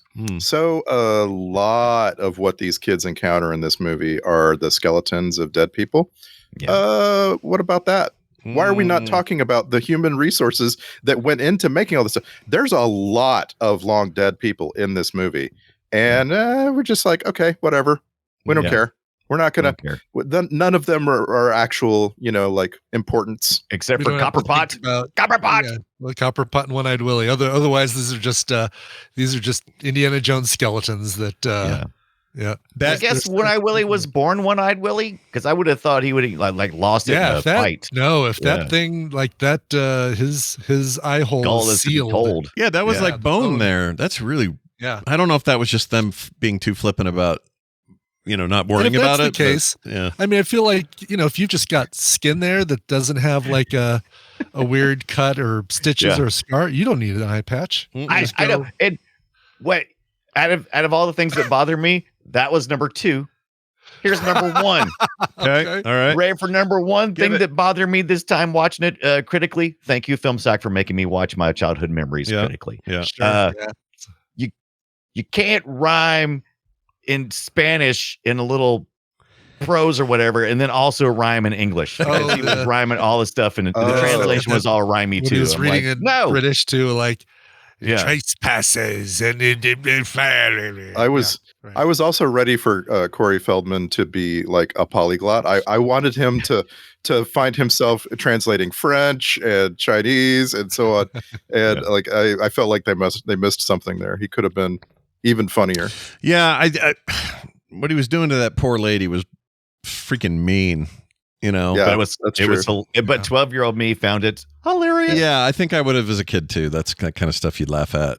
But at this one, I was like, I'm gonna smack you, you little turd. What are we talking? Don't that poor lady. She should get out of there, dude. This job ain't worth it. But then we needed her because by the end, she's the one that found the gems. And were those spit gems you found in the bag? Were those all spitty from? No. He put those were marble spitty gems. Okay, yeah, those were marble grabbies he had threw in there. And I also wanted to go to this time around being an adult, going, you can't just walk away with that. You just can't just go. This is the community's money, and I'm just going to walk away with it. And you've also, if they're already foreclosed on you, you can't get that turned into cash money. Right, especially right then. I promise you, as a kid, I had no attention whatsoever on the redevelopment subplot. Nothing. Yeah. It didn't mean anything to me. All I knew was that they had to move. I didn't. They had to move, and they needed money to stop it. It was adult business, and we don't care about adult business. We don't care when we're kids. And so it was very strange to me rewatching this film, because I'm sure I saw it like on VHS after in 1990 or something. I'm sure I saw it more than once. Mm-hmm. But even then, I really did not pay. I paid zero attention to the adults. In fact, by the time the kids break out of the cave and they're all having their little interchange on the beach, I'm even less interested in what the adults think of all of this. Yeah. Like that stuff is so superfluous. It doesn't even matter. And it's fine. The movie holds up in that way. It didn't bother me. I didn't go, but now watching it now, I'm like, oh, so you have some valuable gems here in a bag. Why would you throw things up in the air? What are you doing? Yeah, you're on a beach. Because this is what kids think. Kids think actually on the rocks with lots of gaps and holes there. This is what kids think, though. We just think it's all celebration time. Your signature, by the way, is if he had put half his name, which it looked like he had on the contract. Oh yeah. That would have been enough. It was already a done deal. I guess he tore it up. But he grabbed it and ripped it up. So there you go. Suck it. Yeah. But also the guy you hate and you want to stab with a pen better not turn his back to you to give you something to write on. I kept thinking I was having a misremembery. I was like, I think I remember him stabbing in the back with the pen, but I'm like, no, it's not going to happen. It's just something you'd want to do. That's a trope. I would want to do it. That's a trope. Sign it on my back and then you get stabbed. Yeah. What is that? The signing on your back thing? You see it a lot, I feel like. Why is that? Yeah. I've never done it. Never signed anybody's back. Nope, that's not true. I did it at an Nerdtacular. Somebody gave me a print and said, "Hey, can you sign this?" Oh, sure. Yeah, I think we've. By the way, the trope is called "The pen is mightier." That's a great penis trope, mightier. Dave. What? The penis. The pen is mightier. Is the name of the trope. I'm kidding. And it's any time that you are writing with a pen and then you stab somebody in the neck, the back, whatever. Yeah, I don't recommend it, but I did want to see it for some reason. So for some reason, that moment, I was like, just get him right in the freaking, because that guy sucked. Right between the shoulder blades. Yeah, he was a poo-poo head. I mean, remember? He was a poo-poo head. He really was. Country club poo-poo head. I can't stand him. Here he is. Early on. Ultimate. I play at the top of the show, but this is him again. Is your mommy here? Like, I just want to wipe that smile off his shit face, you dick. No, she's at the store buying us Pampers. Jerk. Yeah. That's a good comeback. That was a good comeback. Yeah, it was all right. Yeah. I thought Thanos did a good job. Dunaway, I think when you think of the right on my back and then stab me with the pen, I think you're thinking of The Running Man, by the way. I think you're right. It seems like it was a Schwarzenegger adjacent type of thing going on. He totally did. Yeah. He did that? I don't remember that. And that's supposed to be coming too, right? Another. Yeah. Was it to Survey says, that's how he ends Richard Dawson at the end of the movie. Oh, I have such we got to watch my that. contract. Did we watch? We didn't watch that, did we? Contract. We didn't. We did. It was like way early. We watched. No, I remember nothing because there's a new one coming out, and I want to see it. And I thought, well, hey, we could watch the old one and film sack and get ready for it, and then you guys just reminded me we've seen it. So never mind. The other trope that made me wince was the "How long have you been standing there?" Long enough, Mikey. Long enough. Usually the long enough trope is when they reveal some secret, like an embarrassing thing. Yeah, exactly. It's like, no, he was just talking to Willie, and it was a reinforcement of how his passion is everybody else's. Yeah, that doesn't. And he's saying that you ended up hearing a story. You're a Goonie too, One-Eyed Willie. Yeah. But I don't know what the whole long enough. We were here long enough, Mikey, to hear you. Yeah, don't worry. We're going to get you the help you need. Don't worry, Mike. Yeah, that was weird. I don't know why you do that. That was a very funky way to handle that. The long enough trope. It's like the brother. Maybe it's a brother seeing the other brother's got some worth, and he's not just an asthmatic little turd or whatever. And by the way, I hate movies that treat asthma sufferers as such a there's the Death Star hole. That's not good. Yeah. Yeah, I don't but if know they, any. as long as they have their inhaler, they're perfectly fine all the time. All They the just time. have I've the never inhaler. seen. Maybe I've never been around somebody with that severe of asthma, but I don't think you would be functional very much if you were like every like 5 minutes grabbing the inhaler, going. Yeah, no, you wouldn't. If you had that severe of That always asthma, seems- you're not out. You're Yeah, not doing dead mines. It's not happening. But he's Right. cured by the kiss from Andy. You know, he throws it away and says, "I guess I Can't don't blame need this him. anymore." This is bullshit. Yeah, did he have braces? I think I tasted tuna fish or something. Whatever the hell was wrong with that. That was By the way, also is it- gross. Yeah. The how much did you hear trope for Yeah. me always goes back to the Fellowship of the Ring with Sam Gamgee just right outside the Hobbit hole yeah. listening in on Gandalf and Frodo. Yeah, exactly. And that was Sean Astin. Yeah. There you go. Yeah. Bringing it all current, sort of Yeah. ish. I Go loved ahead. I love the intro. Every time this movie comes on, you kind of like, oh, why is it so quiet? And you look over and they're doing that zoom in on the skull and they go through his eye and they show Steven Spielberg and Richard Donner. They pull back out and I'm just, oh yeah. I like it, but I don't like being told initially that this is a movie about pirate treasure. I would prefer to find that out along with the kids, I think. Okay. Yeah, fair. I think that's a fair take on it. By the way, when Anne Ramsey slaps Robert Davi across the face, that was real. She was told to hit him as hard as she wanted. And both Davi and the director were in on it, and they were like, all right, go for it. And she really We haven't whacked him. talked enough about Robert Davi. He really makes this movie. Like, he is one of the things. Like when the kids break out of their imprisonment and run down the street and they come across a car and they're like, you gotta get, no, it's not the kids, it's just Chunk. It's just Chunk. Yeah. It's Chunk. Yeah. I can identify all of them, and then the light comes on. And you see Robert Beautiful Davi is so good in this movie. Yeah. Starts singing opera. He's apparently, according to trivia, he's a trained opera singer. Oh, So what? he's- No way. Johnson's a trained opera singer. Who knew? One of the Johnsons. Yes, one As of the you FBI know, Johnsons. as you know, in the history of FilmSack, the FilmSack movie that I overrate the most, the way Scott overrates Waterworld. For me, it's Raw Deal, and Raw Deal. Robert Davi is he's himself in that movie. Raw And Deal he's- here before. I really so love good, Raw yes. Deal. We did Raw Deal, didn't we? Yeah, we sucked it. Yeah. Did we? It was like, not so Did we? sure. I don't know. I believe question you, this but, all the time now. Yeah. Forever. Right. You know what? It's like AI imagery. You have to question it first, and then we can do the work, and then you can find out if it was real or not. Turns out, yes. I'm looking now. We did watch it. Okay. We saw Raw Deal. Yeah, and we also sacked. That must not be Red Heat that we didn't do. We Which did one is Red it? Heat as well, didn't we? We did Red Heat too. Wow. Okay. Well, hold on. Now, No, we haven't. Have we, We not haven't. done All right, that? that's Okay. what I'm thinking. We haven't done then. All right, there we go. Yeah, I We'll feel like we. What happened with Red Heat? I thought we had it all. Yeah, we didn't. The Robert Davi movie that I've completely forgotten every detail on is Predator 2. I think I need to rewatch that. I've only seen Predator 2 like twice, maybe Once with I us. think. Yeah. I think I've only seen it once with you guys. Yeah. Right. Predator 2 is not their finest work. I'll just say it. No. But No. it's worth seeing, at least, as a At least once. artifact, yeah. Especially if you're like getting real stoked about the new one and you like Prey and stuff. It's good to go back and just kind of get them all. But I'd rather just watch Prey. yeah, Prey's And, pretty damn good. Pretty And damn Ibbot, good. can you name the movie that Robert Davi is the bad guy in for James Bond? Oh. I didn't know he was a Well, Bond villain. based on his age, it would have to be, I would guess it's during the Pierce Brosnan era. So I would guess that it is Tomorrow Never Dies. Yep, you're already off. So Double O it's negative. it's a Timothy Dalton. Oh, it movie. is. Oh, Yeah. really? Oh, License Yeah, to Kill. License to Kill. Very good. It's, Oh, damn. one of my Yeah, personal favorites. His unfortunate skin, the pockmarks and stuff, kind of lend him to the bad guy. Right. Kind of roles, In unfortunately. everything ever. If you remember anything about Robert Davi and License to Kill, it's he is clean shaven. His name is Sanchez, and he has a freaking lizard on his shoulder. Yep.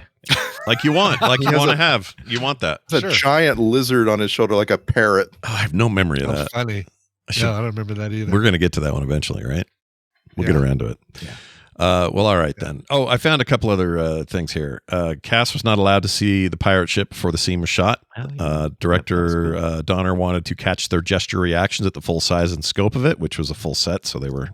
So when you see those, look at it. you see them freaking out. They're actually freaking out. When they did see it, Josh Brolin was so surprised he exclaimed the F word, and the scene had to be reshot. So there you go. Son of a butt. Yeah. We did all that work. Yeah. Somebody pointed out to me, Greg pointed out to me, like, make sure you pay attention. There's a point where Anne Ramsey swings something like a sword or something at Joey Pants and knocks his Walkman out. Oh. No, it wasn't the toupee. You see him swimming with the toupee in his mouth, by the way, at the very end, which I think is funny. But swings and knocks the headphones out, or his power cord out of his, or his headphone cord out of his Walkman, and he starts laughing, breaking character, and they left that in the film. And Greg for Walkman told you that, you said? No, it's another Greg, but that's really funny. Yeah, actually. that is funny. All right. Greg from Texas. But, Okay. I'm just checking. No, that's great. I didn't notice him cracking up, but now I kind of want to go see it. It's when Mama says, "I'll show you a tremor," and swings. She catches Joey Pants' Walkman's cord, and he cracks up. Oh, no way. My God. You guys should, if you didn't watch the making of the Goonies, watching Donner interact with all the actors, and Anne Ramsey included, seeing Anne Ramsey being directed and the thing she says before action happens is just, it's just beautiful. I have a tattoo. Is her speaking voice like normal? What's she like? It's more normal than her performing voice, but it's still Anne Ramsey. It's still Anne Ramsey. There's another thing, I can't remember where I saw this, but so after the film, Richard Donner's like, I need a vacation. He decides he's going to take his family to Hawaii. And Spielberg decides to surprise him by packing up all the kids, getting him T-shirts that say "The Goonies Go Hawaiian," and surprise Richard Donner on his vacation. Kids he just trying to get away from. That's freaking great, dude. And then like films, like you've got these. I'll find it, like Super 8 videos of all of them in Hawaii with Donner. That's great. Oh my God, I love that. I mean, obviously, it's hard work running around with these kids and getting the job done, but clearly he thought fondly of his time, and it was a big deal for him.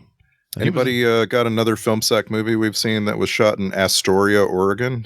Quaint, I got beautiful two. town. Okay. Well, Short Circuit. Yeah. Sure. Yep. Very good. Correct. Did we watch Kindergarten Cop? No.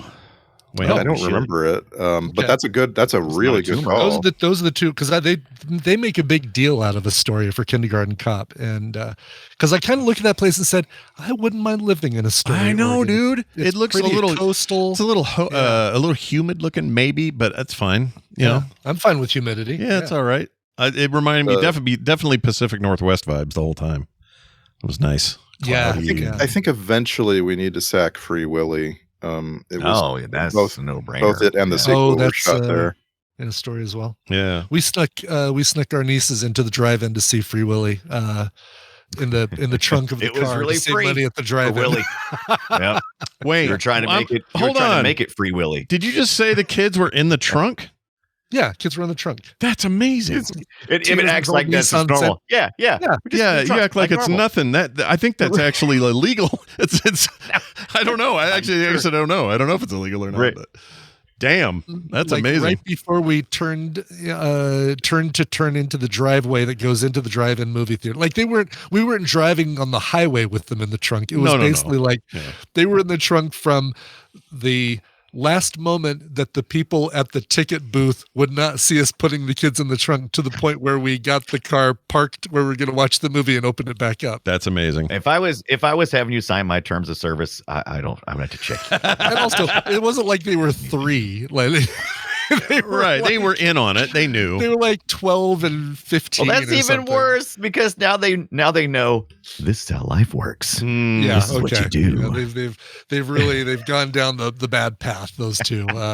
Yeah, I think that's awesome. Actually, I would have done that if I was a kid. I would freaking do that. Hell yeah. Yeah, we can ride in the trunk. Finally, let's do it. Uncle I've ridden the trunk to drive-in movie theaters as a kid. I mean, that's just something you did. And then they got wise and said, "All right, we'll make it per car, but we're just going to raise the price so that if you're coming to a drive-in movie solo, it's going to be super expensive for you to just come solo, but you're paying by the carload instead of by the so you're person. to blame for that. You're to blame for the raising. Yeah, we caused it. Yeah, nobody else. Yeah, you were the only ones. You were it. Right. Yes. Wow, that's actually crazy. Did anybody see this in a drive up? This would have been a wild drive up movie. Like just nice you and your drive-in. friends Absolutely. dicking around out there out of the car on blankets and We stuff. got Taco Bell. Like we had a big, huge bag. Bringing in your own food. Jeez, did you even give these people any That's a good money at point. all? Yeah, that's a good point. Well, I'm sure we bought drinks. I don't know. Now that I say that, probably not. Maybe not. $5. We probably still went to the concession stand and bought ice cream.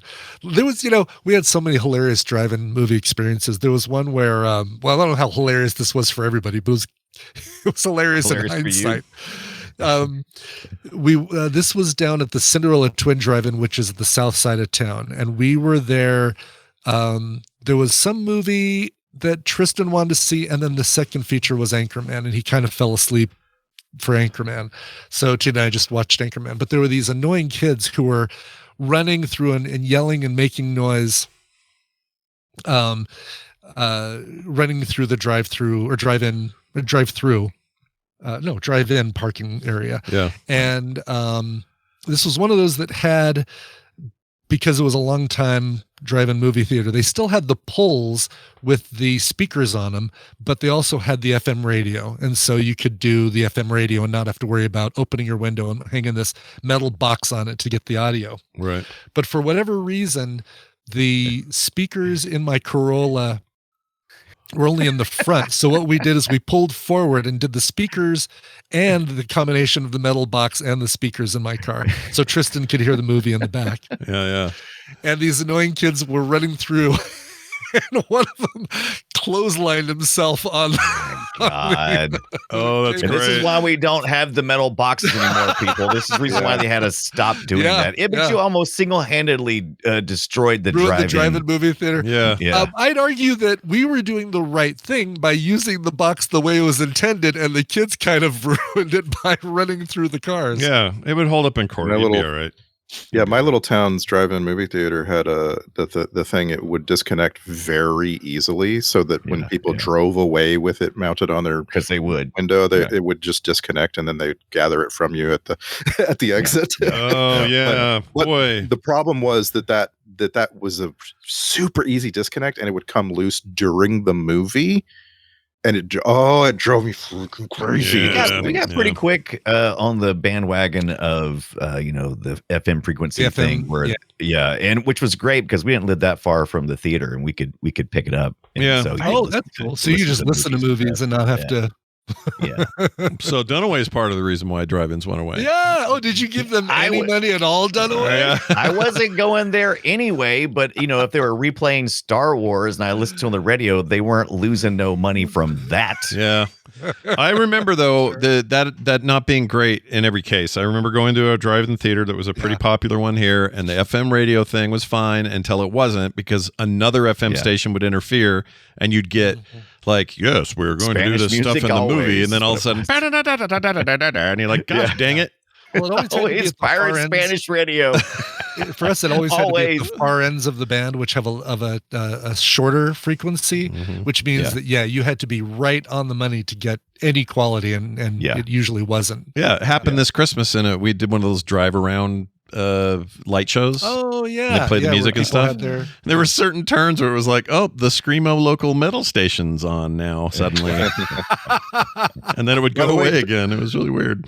Tonight at the Van Buren Triple Drive-In in Riverside, California, they're all the same movie double features. So they're trying to get a lot of cars through there. You're not getting two movies. You're getting only one on each screen. It's Mission Impossible, it's Lilo and Stitch, and it's Final Destination 5, whatever it is. 6. And they're not numbering it. I guess it's just rebooting it. Yeah. I really appreciate that they're trying to get that money, because I will go out of my way to go when it's a double feature and it's two different movies, and you just sit there and there all night. Oh yeah, hell yeah! I mean, Mission Impossible and Lilo and Stitch, I've seen them both over the last 2 days, and that would be a great double always forget- feature, honestly. I always Yeah. forget how Yeah. fortunate I am to live like only 10 minutes away from our drive-in theater. Yeah, we got Wow. Lilo and Stitch, Thunderbolts, We've Final got Destination, one- Sinners. Mm. Yeah. We got one left in the area, and it's 2 hours away from me. Yeah. We have I feel one, like, and it's about 20 minutes, but we don't go that often. We just, I don't know. For some reason, I always want to go to the drive-in when there's a car movie because you're in your car. So Yeah, like makes I sense, I right? kind of Yeah. want to go see this Brad Pitt F1 movie Mhm. at a makes sense, drive-in. yeah. You know? Yeah. Yeah. Because driving, I get it. Yeah. Because the driving. 'Cause You of the get it, you're in driving your that's in car, there. You can pretend like you're also driving along with Brad Pitt. That's right. Is that reviewing well? How's that doing, that F1 business? Does anyone know? It's a ways It out. does like all of so- It those hasn't, movies do. A couple weeks. isn't Oh, I thought it was. Oh, Yeah. I'm thinking of something else. I It's thought going it to was do out. just like all those movies do.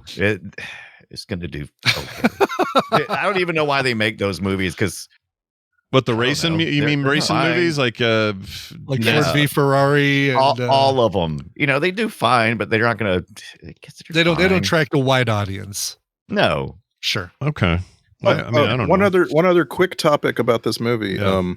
This is an example of a truly great novelization. Like, Yeah. if you don't like all the kids screaming for 2 hours in this movie, Yeah. read the book. It was written by James Caan, the movie to novel writer of the 80s. Yeah. But not that the- James you know, Caan, just so we're clear. Con! KHAN, right? Okay. Yeah. All right. K-A-H-N, that's right. Wrote the novelizations for Temple of Doom and Empire Strikes Back, Return of the Jedi. Sorry, Return of the Jedi, not Empire. Yeah. And he wrote the novelization for Poltergeist and for this book, The Goonies. I got it. I read it 100 times. It is so good. Mm. I just like if you have like hearing sensitivities, like this movie's terrible. And I promise you, the book goes into such detail about the characters talking to each other.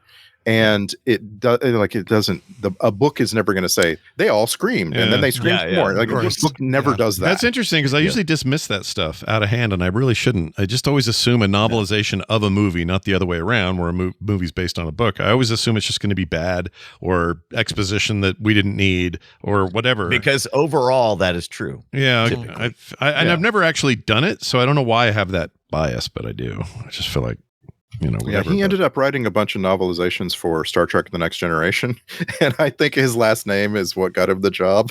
Yeah. Yeah. Come on in. Right. Yeah, sir. come on in here, Con. Hey, did he do other kind of books though too? I always look for that. Like, do they write just those, or do they write their own novels? Do they have their own series? You know what I mean?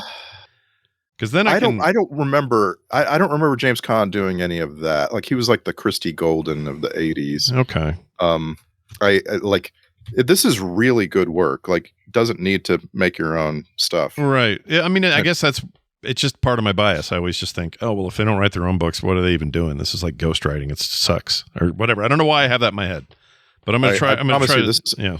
Like The Goonies, the book is one of the best movie to book novelization. Like if you don't like The Goonies, especially, I promise you will like the book. Well, the Lord of the Rings novelization was quite good. Just kidding. That's I hear good things about that. Yeah. The apparently the Goonies novelization goes further too. That not only does Chunk's family adopt Sloth, they even throw him a bar mitzvah. Oh my gosh! Yes, that is the afterward is quite a bit in this book. I didn't remember anything about the Jewish connection for right him when Chunk until this time first around. gets caught by the older Fratelli, and he starts Hamas Kiddush coming up like he starts chanting Yiddish. Yeah. Hebrew. I didn't catch none of that. I didn't catch the thing where he's like up in the attic and it's like, all we've got is Hanukkah stuff in our attic, and I was like, what? Yeah. But yeah. Yeah, there was a reference up in the attic. attic you're going to like, though, Dunaway. It's right in your alley. We'll talk about it when I get to the Up clips. my attic. Yeah. In fact, you know what? Let's do clips I'll after remind Randy you says that this. in addition to Steven Spielberg,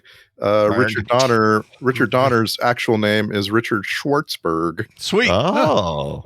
There's some Bergs. Interesting. I love it. Lots of Bergs. Yeah, I got the Bergs. Meet the Bergs.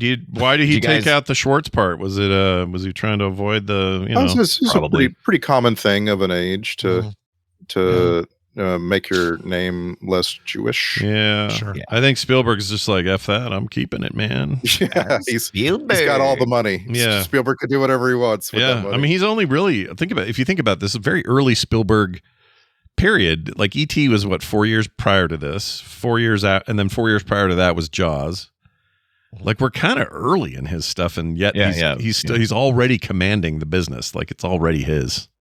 That's wild. His story, dude. One day we're all gonna. I mean, I know there's documentaries now, but we're gonna look back on the whole life of Spielberg and just go, movies were not the same after he came. Like he has got to be. Like, is there anyone more significant in film ever in the history of film? And I'm biased because I grew up with him, and and whatever, and he still works today, and he's still good today. But I just can't think of another filmmaker that has that level. It really means something special to me because I didn't necessarily understand what film language was and how stories were told in film until Spielberg came along and really showed me how to be engaged with something the entire time. Yeah. And so my language, lots of times, if it doesn't align with that Spielberg kind of formula, I can kind of dismiss it sometimes. Yeah.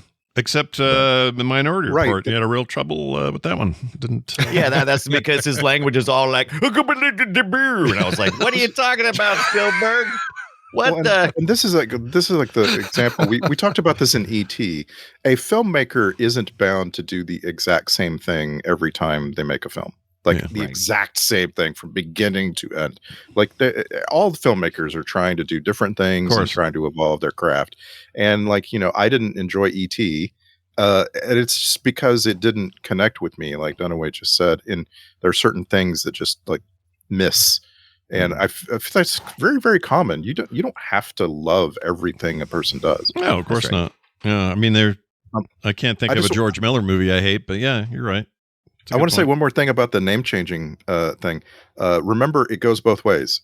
It's not only people changing their name to sound more familiar to Middle America.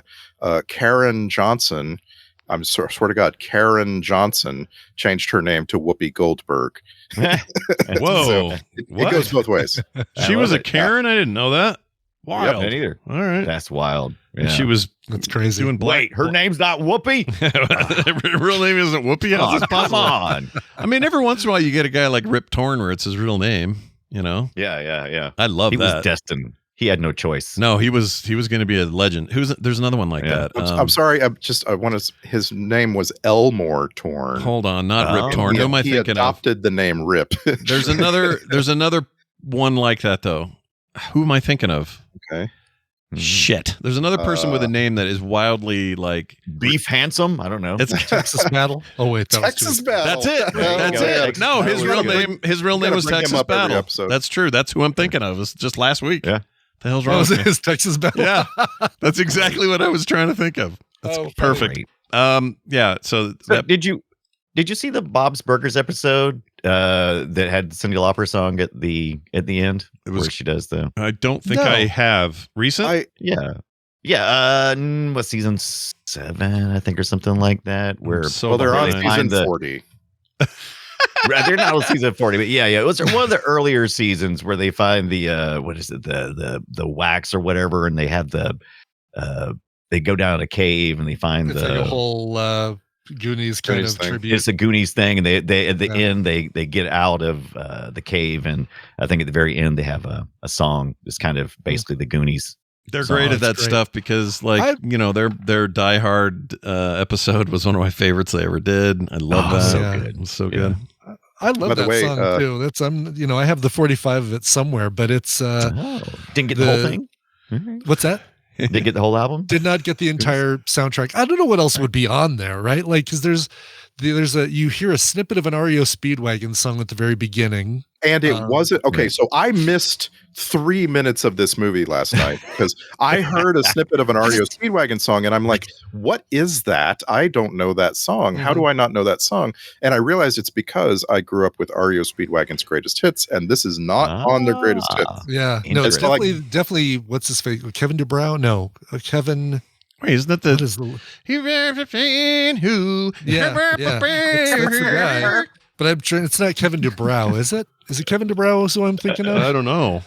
I thought that was a big hit. Isn't that a big? I thought that was a huge hit for them. Yeah, but that wasn't the song that was in this movie. It was Take It on the Run. And so I'm looking this thing up, and I don't know what the Goonies were doing for 3 minutes after this song, because I'm just like, because you're trying to figure out what song it was. Yeah, I thought it was that other song. That's how dumb I am. This about is it. Kevin Cronin. Kevin Cronin is what I'm thinking of. Okay. Yeah, this one's called "Wherever You're Going, It's All Right," and I'm mystified. Look, what is this song? Because I really cared about REO Speedwagon, but it turns out I only cared about the greatest hits album. Yeah, makes sense. Sometimes their greatest hits are truly their greatest hits, and the rest is not great. Every song on this is a banger. How'd they do it? You gotta love the fact that Tina Marie, so it's her song 14K. Tina Marie, who had God, what was her thing? It was like I don't remember. You never know, because I never told. Is it Crush on You? Or no, that was the Jets. Get the crush. Oh, yeah, that is the Crush Jets. on You. Utah anyway, Connection. Whatever, but Tina Marie, whatever her hit was, she's the one who's playing on the Walkman that they shove in the beak of the that's right, the octopus. But you got to say, like, all right, kids, enjoy this great soundtrack that features Luther Vandross and Dave Grusin, along with your Cyndi Lauper and REO Speedwagon. But I'm with you on the Lauper song. It's great. It's a good song. It is great. It's it slaps, as the kids say. As the kids, it is in the movie. Yeah, it is in the movie. On screen. Yeah, it's weird. I'm like, oh, how are you in the movie? Actually? Yeah, you know. Bangles song in here somewhere. Yeah.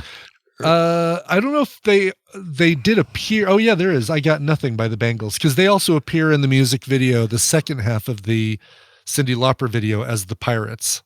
Yeah, longest video in the world, by the way, like 5 minutes or something. Well, it's like 14. You mean? Oh, it's 14. Oh, yeah. It's two parts. Yeah. Really? The same song. Yeah, that's part. And it's the same song. It's not like they have a different version of the song for part two. But Steven Spielberg makes a cameo in it, and if you can't watch the Goonies, just watch the video. It's perfect. And it's every professional wrestler from 1985, including Andre the Giant, who looks really weird, like his arms are super short or something. I got to go back and look now. So it's like Thriller levels of length in terms of like we're making a movie, not a video. But it was delivered as two parts. So it was like, Goonies Are Good Enough Part 1 and Goonies Are Good Enough Part 2. Okay. They had to convince us twice that they were good enough. But the Goonies are really good enough. They're really great. We promise you. We swear to you they're great. You just need to take our word for it. Here's Cyndi Lauper again to tell you how or why. That's right. Here you go. It's 12 minutes long. I'll put it in our notes. You can watch it after you watch Steven Spielberg surprise the Richard Donner with the Goonies in Hawaii. Steven Spielbergo. Well, let's do some clips then for Goonies. I have a bunch here. Not too many, but enough. Where are you going with this, Scott? Is this going to be like outraged children, or is this going to be calm dialogue? Well, let's get that one out of the way first, because I made one clip to represent all the kids talking over each other, and it's a good one of that, but also I tried to avoid that. Because it's obviously a lot, and I don't want to annoy people. So here's the one bit of that you get, or the one part I'm going to represent. Now get out from behind there. You're ruining the painting. You're ruining my joke. It's already flat. There's a lot of that. Ruining my joke. A lot of that going on. You mentioned an early shit. Ah, shit. That's Chunk saying, "Oh shit." Yeah. It's because he smeared his pizza in his. That was it. Oh yeah. Wasn't what? I thought that was Data that said that. No, it was Chunk. No, I know that Chunk also said "oh shit," but I thought that reminds me. Did it upset you at all, Scott, that he would just ruins his food? It should upset everybody. You would smear pizza on a window. It's freaking disgusting. And just destroy your milkshake. Your strawberry milkshake. Yeah, all of that was horse shit, especially for a kid that does. The whole joke is that he can't stop eating, and he's exactly. You think he'd care more about his food? So I don't believe it. I don't buy it for 1 second. Yeah. How about that Domino's product placement at the end? Oh my gosh, we brought you a whole pizza. 3 or 4 times they showed that thing, and that's back when Domino's was actually pretty good, in my opinion. I liked them back then. It made me hungry. I'll admit it. All right, here's Here's Thanos talking. Let's delude yourself, dummy. Yeah, you dummy. Delude That's it. Delude. Yeah, I'm going to be nearly broke, and they're going to put me into No Country for Old Men, and it's going to revive my career, and they're going to be one of the most successful actors in Hollywood. Dummy. All right, here's say the name. Whoops. The Goonies. The Goonies. That's right. We got it out early. Thank you, movie, for telling us the name of your movie. Okay, Brian Dunaway, I got this one for you because I knew you'd appreciate it. Here you go. That says 1632. Is that a year or something? No, it's your top score on pole position. Yes, it's a year, Chuck. Pole position reference. I did hear that part. Yeah, I was like, yeah, perfect. That was great. These writers are really down with the kids. Hell yeah. Hey, there was like at least 3 arcade machines in this movie too. I meant to screen cap. Yeah, there were 2 in the convenience store. Mm-hmm. And I was trying to figure out Which we what don't they even were. see, I think, if you're not watching the special features, right? Oh, is that in the making of? In the deleted scenes, I believe. Oh, There's that's like- right. Yeah, they don't go Yeah. into the convenience store in the right. Where we miss out on mouth sticking some porn between another magazine, your parents would not Yep. approve, Randy. And Chunk opening up and licking every Yeah. ice cream in the freezer. Every one of them. That was so Delicious. gross. It's really gross. That almost made the list. All right. What end? I may have been watching this too late last night. What Antonio Banderas' new neighbor saw or says after he moved in next door? This is the first words out of his mouth. What's all that Spanish junk right there? All right, Scott. Let's keep it. Let's keep it. Let's keep this some decorum here. One-eyed Willie. One-eyed Willie. That's just fun to say. One-eyed Willie. Yeah, it's a. We One-eyed say Willie. when I grew up, that was a One-eyed penis. So I don't know why this was. Was that the? I mean, were they trying to avoid that reference, or is this where I thought I heard it growing up? But everyone said that was a wiener growing up. It's like I mean, yeah, that's a nickname, but when I Willie's a nickname, but I tried to figure out too. I was like, I heard John Thomas. Yeah, I heard they were trying to avoid it. I think they were leaning into it. Okay, I couldn't tell. It was actually kind of hard for me to tell. All right, Mama talking Italian, I think. Zita, zita, stupido, non capisce niente. It's not quite the same as When Owen you're here, doesn't have your a- family. Yeah, when you're here, your family. Owen doesn't have a friend. Get out of the restaurant. Here's naked pics of your mom. You know, I got some naked pictures of your mom. Oh, geez, easy there, buddy. It's the, What? Why? it's the What's make your? Chunk Hulk out so he busts down the door. Yeah, that was a fun way of getting him mad. Apparently, very That's close a to great his trope, mother. by the way. Yeah. You insult Yeah. a kid, child, until he does something brutal. Yep. Yeah, and he likes his mom, and I found out why later. She brings pizza everywhere she goes. So, why wouldn't you defend your mother? All right, here's a grunt and yell. That's when they first hear sloth, I think. Sloth. Yeah. Lose their shit. This sound is gross. It's just a water thing, but it's gross. I didn't like it. Mm-hmm. Okay, here's where I laughed the hardest. Thank you to Martha Plimpton for this line. I think this was great. This is ridiculous. It's crazy. I feel like I'm babysitting, except I'm not getting paid. That made me laugh. I thought that was Not great. getting paid. I'm not getting paid. Oh, love her so She's much. so great. She's so great. Yeah. Data things. Oh, Data. Only problem is batteries don't last so long, guys. Oh, Indy. Yeah. Data talks about it in the first person, third person. Yeah. Yep. You know what's weird Fully is blinders. I came into this viewing expecting to be mad that he didn't get enough dialogue, but he actually did. He got to speak quite a bit. He did all right, and he's coming off the previous year's success of Temple of Doom. He's doing all right here. Yep. Let's see. The Dark. What? I don't know what this is. I'm not afraid of the dark. I like the dark. I love the dark. But I hate nature. I hate nature. He was great. Probably the most naturally gifted of the kid actors, and the one that became a lawyer instead. So Yeah. it's kind of funny. Booty traps. I'm setting booty traps. All right, and then then he goes hard on correcting it. I love how hard he goes. That's what I said, booby traps. Jeez, man. That's funny. So many of the kids, because Brand does it once. It's usually a Mikey thing. That's what I said. But, you get Data doing it once. You get Brand doing it once. Yeah, they love that joke. It's a Donner favorite, I guess. I don't know. Can these kids talk in a normal tone of voice? Do they have to yell every line? No. I mean, yes, All right. they do. That's what I meant to say. And no to your first question, yes to your second. Right. Thank you. So what we find floating in the pool? Baby Ruth. I assume that was his real, baby. that was actually him talking, right? Yeah, Tuzak. Yeah, it's got to be him at Tuzak talking, I think. Yeah. Something weird. There's something weird. There is something weird, according to her. Oh, so maybe it's the girls can talk normally and the boys have to scream. Well, Yeah, that's about right. feels right in life. Yeah. I hate that they put this in here. To me, this is Tarzan levels of Return of the Jedi stuff for me. But here it is. I hate that sound effect so much. Yeah. Whoa, hold on.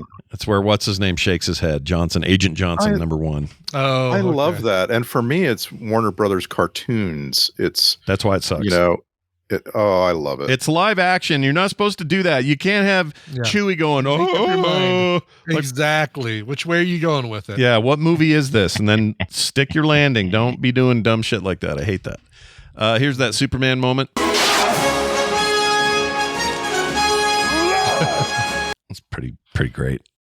Yeah. I mean, I'm Richard Donner. Let me just say, I think it would be pretty great if I had been 15 when this movie was out, and I would have seen that, and I would have thought that was amazing.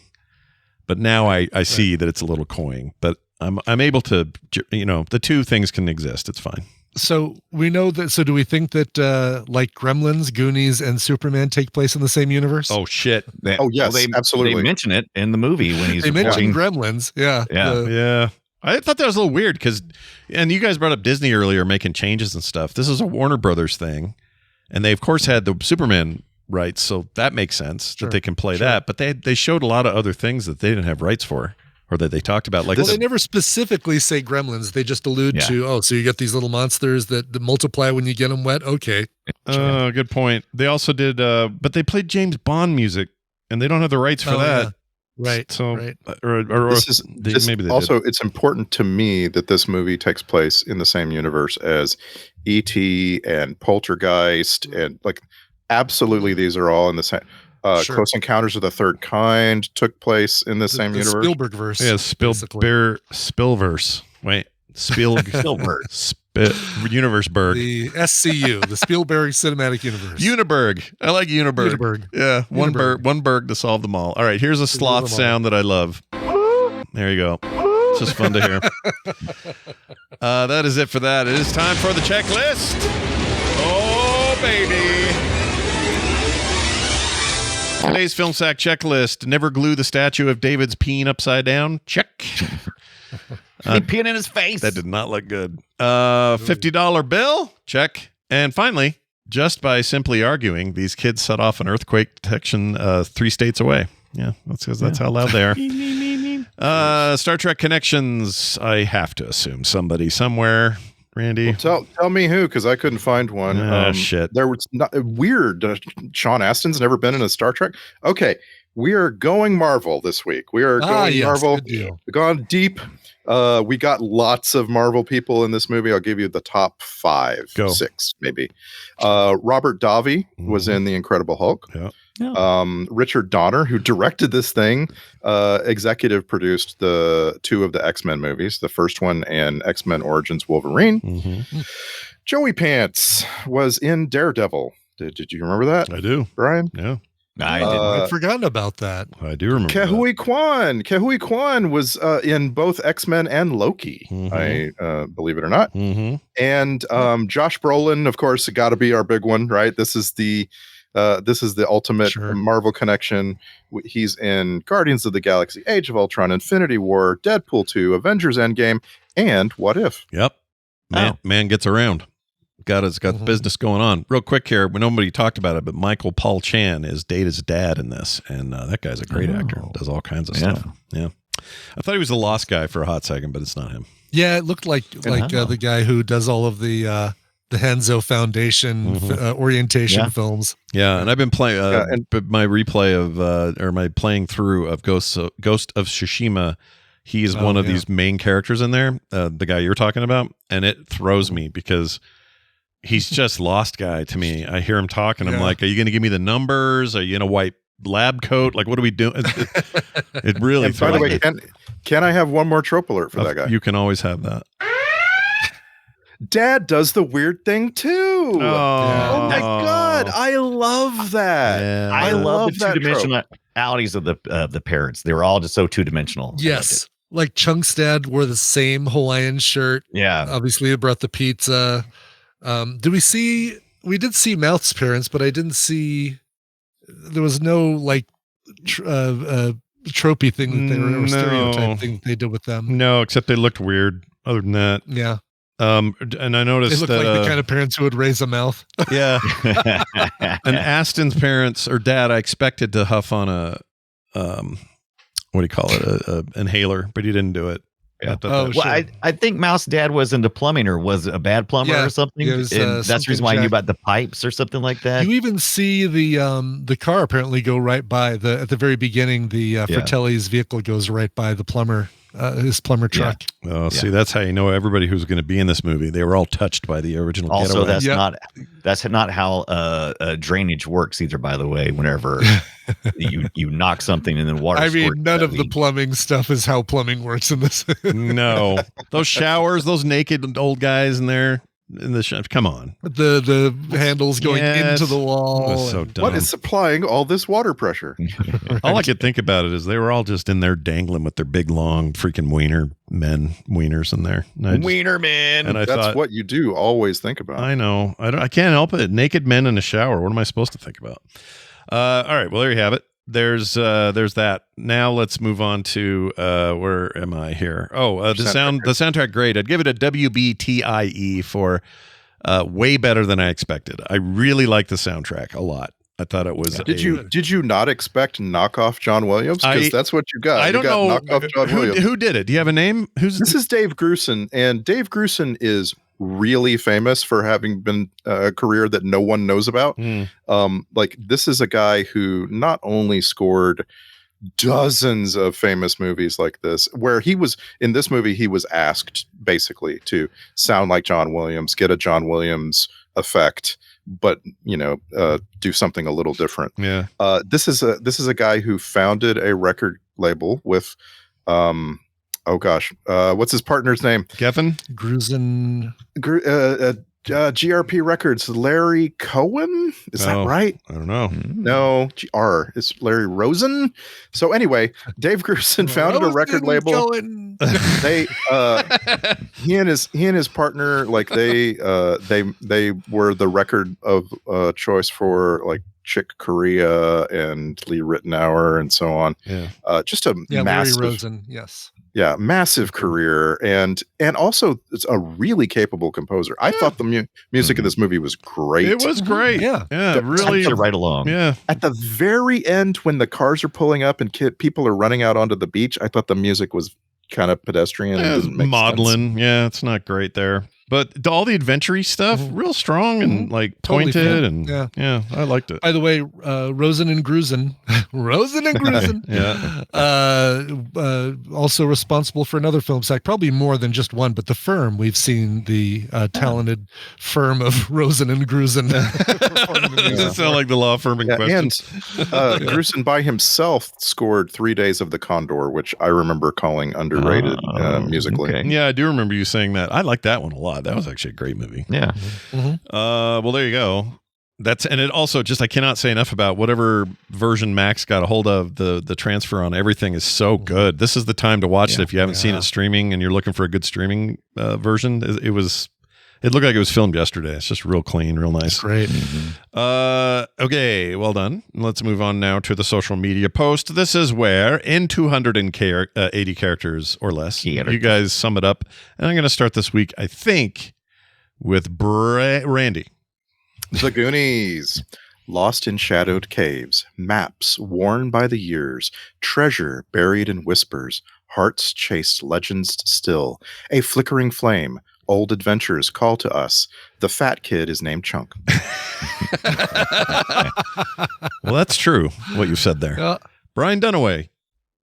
Ooh, the Goonies. Tell Rosalie the treasure map goes in the top drawer. The fake puke and Slot's Baby Ruth go in the second drawer. And Chunk confession tape goes in the bottom drawer. Hashtag Goonie traps. Is Brian Ibbett going to give us 3 chunks out of 3? Come on. Yeah, let's get a chunk in here. I wish I could. The Goonies. Goonies never stay dry. Oh, that's true, actually. That's good. Yeah, it's true. They're all they never very the whole time. They're always in water, always getting splashed on. Stinky, rotten kids, man. Just get them home, get them bathed up. I was hoping you'd have a clip of them saying "Goonies never say die," but you didn't. So no, I'm glad you did. Hopefully, enough people remember that's their slogan. No, you did a good job. Don't they say die several times? Like, we're gonna die. I think they say it all the time. They say it a lot. Yeah. They say it a lot. And I'm starting to believe that they're right, that they will never die because they just Did you guys? You know, you might not have heard the Goonies pledge. Did you guys hear the Goonies pledge? No. What do you mean? You know what I'm talking about? The thing They do that it in the film. Yeah. What do they do? They originally it was in the script, but I think they cut it because it was supposed to be over the top. But the kids do it in their in the making of the Goonies as well. And I'm pretty sure it's in the novelization. Probably so. So it was like a whole pledge, you say? Here's what I will never betray my Goondock friends. So on and so forth. Goon deck friends will stick together till the whole world ends. Yeah. Yeah, there you go. All right.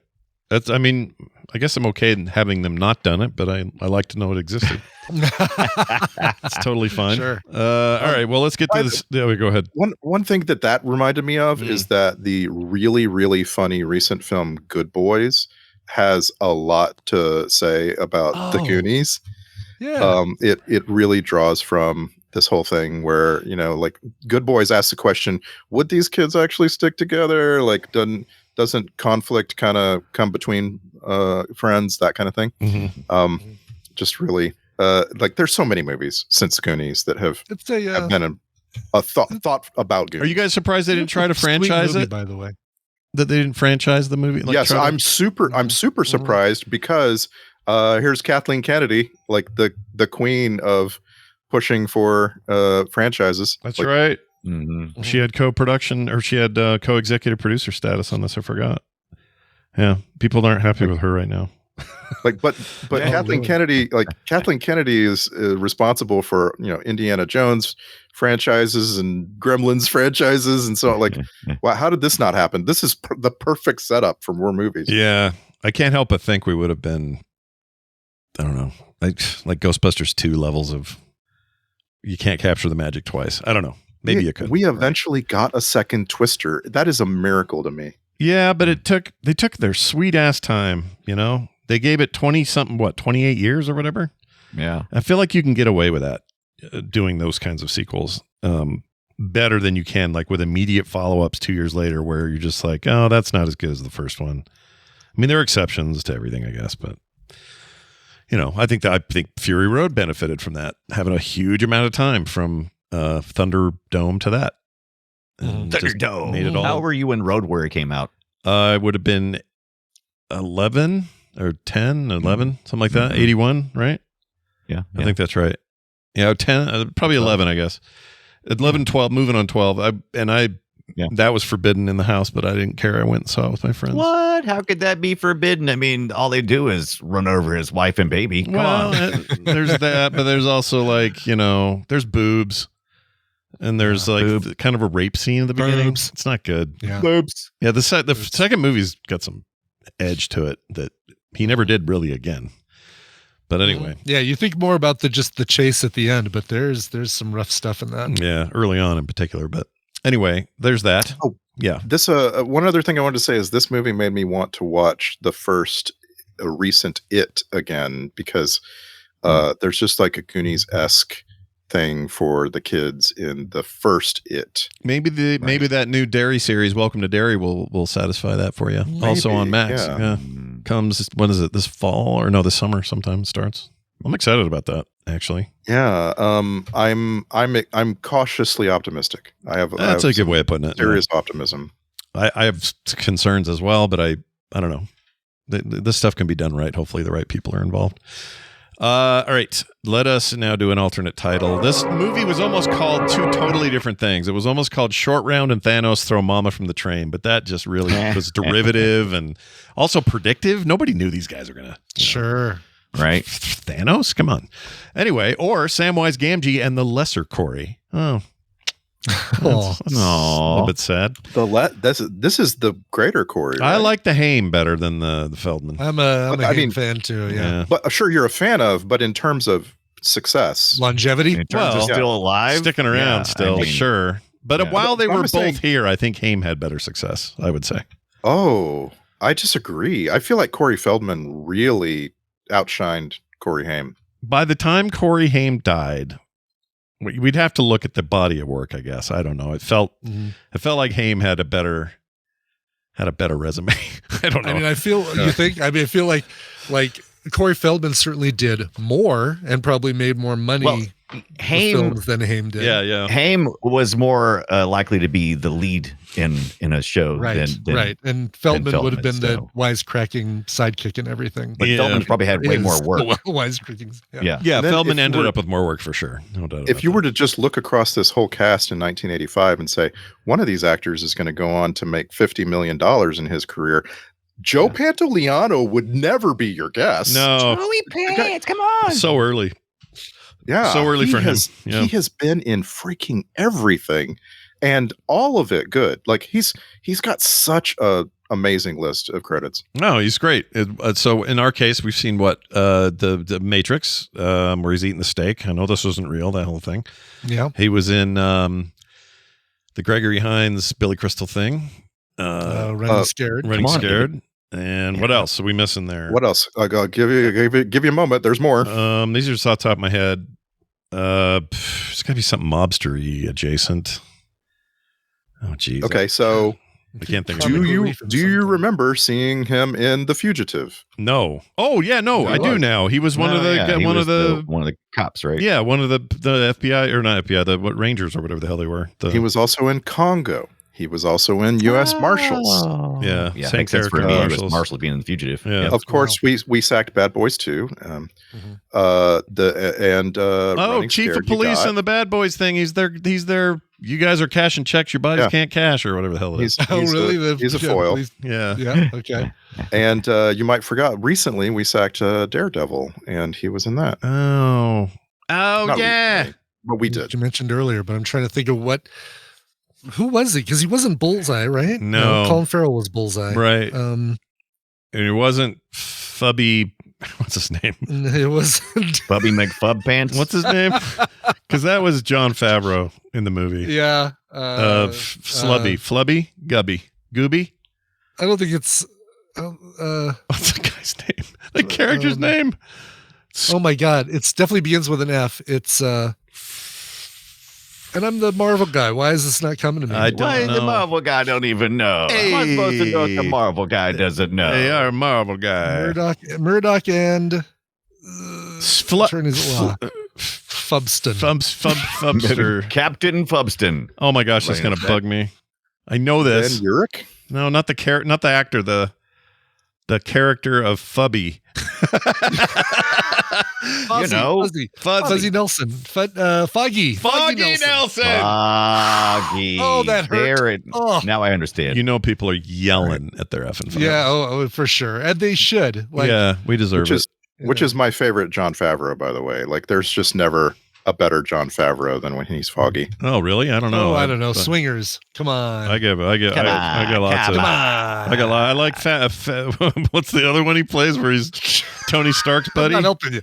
It's Slabby. It's another one like that. Slappy. Well, he's the bodyguard. He's Iron Man's bodyguard. Is that what you're talking about? Yeah. What's his name? Happy. Happy. That's what you. It's Happy. So he's Foggy and Happy. Foggy and Happy. Oh, shit. The two for, well, at least one forgotten dwarf. Yeah. The seven dwarfs. And a fine director in his own right. A great director, in fact. Okay. Well, there's all that. Let's get to these voicemails and texts that we have right here. I got a couple of these to read to you. And I'll start with this one. This is Thomas regarding the Goonies. He sent this into voicecast.app/filmsack and says, "Hey, Scott, Brian, and Randy, I'm pretty excited for you guys to watch Goonies for FilmSack. Thanks to it being a dollar theater #1 summer that it was for me when I saw it the most in the theater, about 20 times at least. I hope you guys enjoy it. And if you can make a suggestion, or if I can make a suggestion, watch Star Wars The Skeleton Crew afterwards. They have very similar vibes. I've been told this a few times this week. I've not seen Skeleton Crew, so I don't know. Has anyone here seen it? Yeah. It's fun. It's actually, you on the surface it feels like it would be a kids, like just a straight up kids thing, but no, I mean it's very multi-level for adults and kids. Kids will enjoy it, adults will enjoy watching with them, but they're, Goonies, I can see the it's a fair comparison. The fair comparison, yeah. Okay. The connection. All right. Nice. I love that. We got one here from Mark. This is about theaters, however you want to say it. Theatre. He's in Wisconsin, and he says this. You asked about the movie-going experience and what listeners prefer. And this is from our roundtable, I guess. Says, I really enjoy watching action and comic book movies in the theater on the big screen. For most other genres, I can wait till they come home. But for action films, there's something special about being there. The incredible sound system, delivering the experience from every angle, the overpriced popcorn, and all the teenagers on their phones. He says, I'm kidding mostly. Yeah. He says, for movies like this, I prioritize seeing it in theaters. If I can't see see an action film in the theater, or if it gets a mediocre rating, I'll wait to watch it at home. The home experience can be great. I have a decent sound system that offers similar immersion, plus a pause button and all the snacks I could want. The convenience is slowly winning me over compared to the theater experience. If I could get movies at home on the same day as they hit theaters, I'd seriously consider having watch parties with friends and family over at the house. When the Black Widow movie came out during COVID, I was one of the few people who paid to rent it through Disney Plus, and we enjoyed it, says Mark. So a little column A, column B there from Mark. He's got good points. It's kind of where I'm at, honestly. That's how I feel about it. It's like, yeah, I mean, the good news is that no matter how you like to get your movies, you can get them any way you want, and you should. Whether you want to wait for them to come to streaming, whether you want to rent them, buy them, or go to the theater and see them. Yeah. However you like them, enjoy that. Do that and enjoy it. Yeah, I agree. And, I think keeping theaters alive is they put it on viewers a lot, and they're like, well, you're going to make it so theaters persist or whatever. And I disagree. I mean, it may ultimately be true, but what will really get us going is them making great experiences there. Give us something, give us a reason to go to the theaters.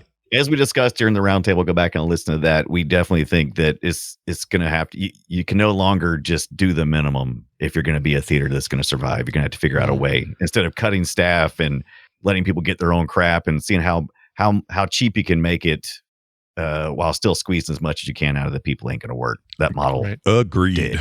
Completely agree with that. So yeah, I hope they do. More Alamos, less megaplexes, and even with the price, it means a more premium experience. Then we'll be willing to pay a more premium price, I think.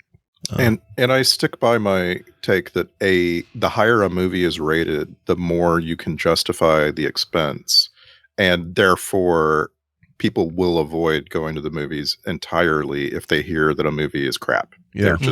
They can't justify it, so they don't. Yeah. At times, though, it's weird how that doesn't work, because like a Minecraft movie is at 48% on Rotten Tomatoes, and I know a lot of people who went to the theater to see it. Yeah. So like it's not a hard and fast rule. It's just, Mission Impossible right now is getting 96%, and like I guarantee you it's going to be a blockbuster. Yeah. It's going to make big money. It's really shot up. Yeah. Yeah. Oh, did it shoot up because where were we? 80 yesterday? Yeah. Oh, that's surprising. Yeah. That's great. Yeah. By the way, The Goonies was 77% on Rotten Tomatoes. That's perfectly respectable. Yeah, it's fine. I think that's about what it should be. I think so. This, if it was pure nostalgia, it'd be a lot higher. But I'm sure there are people seeing it Scott seeing it for the first time now and saying, it's good. It's about a 75. Yeah. Yeah. Nostalgia's doing some heavy lifting over here on Goonies. I'm telling you, it's doing the work. Yeah. I want to give you the first two sentences of Gene Siskel's review from back in the day. I'm scared. If Loud is not featured part of his review. Yeah. This is Gene Siskel. Maybe 2 reels, nearly 40 minutes into the Goonies, the situation looked hopeless. Hopeless for it to turn into a good movie experience. First, we get a tedious introduction to a cast of standard issue wiseacre kids, one talking over the other in a tasteless parade of inaudible slang, swear words, and drug jokes. I want you to know, he goes on to like the film. He gives it a thumbs up. He calls it a wind-up toy, the movie, which I think is an amazing metaphor.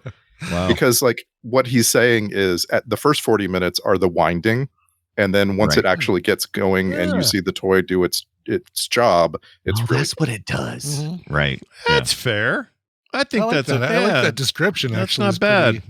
Yeah. I felt that watching it, I was really worried how I'd feel because I didn't want to piss everybody off who loves it. And I get it now. I get why you love it. And I like it a lot. I think I would have, I would be probably unable to shut up about it had I seen it in my formative years. But even now, I think it's great. It's fun. I had a really good time. This is very much about your connection to your inner child while watching. Like if you've got the ability, then you're going to have a great time. Yeah. if you can reach down in there, tweak it, that doesn't sound right. It's our time down here. Yeah, down here. It's our time. Well, thank you for your feedback, everybody. Keep those coming. Voicecast.app. That's app/FilmSack. I don't know why I had to spell it. You down with APP? Yeah, you know me. You know me. So please do that. We'd love it. Also, if you want to support the show, and I know you do, sign up at patreon.com/filmsack. Be like Greg Thompson, Strangers, Travis Decker, and Badger Spoon. I love that name. Oh. These are brand new patrons. Spoon, Badger with a spoon? With a or is it spoon. a spoon you use on badgers? Oh, shit. Now we need an answer. Badger Spoon, right in. Give us the skinny. But here's the good news. Please. Those guys are going to enjoy no commercials or ads of any kind. They're going to get pre-show content every week. We had a real banger today. You're going to get cool host episodes. Our pre-show today was completely unchained. Yeah. I apologize. Yeah, I just want to apologize to It was full of trash. It was, talk. but in a good way. I think you're going to appreciate it. But anyway, monthly special host episodes. Randy's got something coming soon, right? What do you? Yeah, 2 days. 2 days, and I got my masterwork, the best one I've ever done. I don't know if I can ever do it. Oh my gosh! Holy cow! I'm just kidding. It's actually a very simple concept. Sometimes those are the best. You never know. Might be maybe your opus. Who knows? Anyway, watch for that as well. And of course, movie-related art prints in the mail from me. If you are at that level, if you're like, man, this is all very curious. Where can I find more? Patreon.com/filmsack. Our next week will be a roundtable. Yeah, that's right. A roundtable episode. I can't remember what our topic is, though. Randy, do you remember what we're talking about? You'll find out next week. I just want to mention that after that, we're going to sack Starsky and Hutch. Yeah. Not Sorry. That's later. We're going to sack Double Trouble. Sorry. I'm so sorry. Yeah. Sorry. We're sorry that we're going to sack Double Trouble? Double Trouble, the Barbarian Twins. Yeah. The 1992 Double Trouble, we're going to sack it. And I'm telling you now because I'm not confident that it's going to still be streaming after the end of May. So really? Get going, folks. So get on it. I don't think I even know what that is. I know about those twins. So there was the Barbarian Twins were a thing for a minute, right? I remember the twins, but I don't remember a movie they did. I guess that's the point. I honestly thought this was like Jean-Claude Van Damme plays. It sounds like Jackie Chan plays two versions of himself or something like that. It sounds like one, right? Yeah. Nope. It's not. Oh my God, I'm looking at this right now. Holy cow. It's going to be great. Can't wait.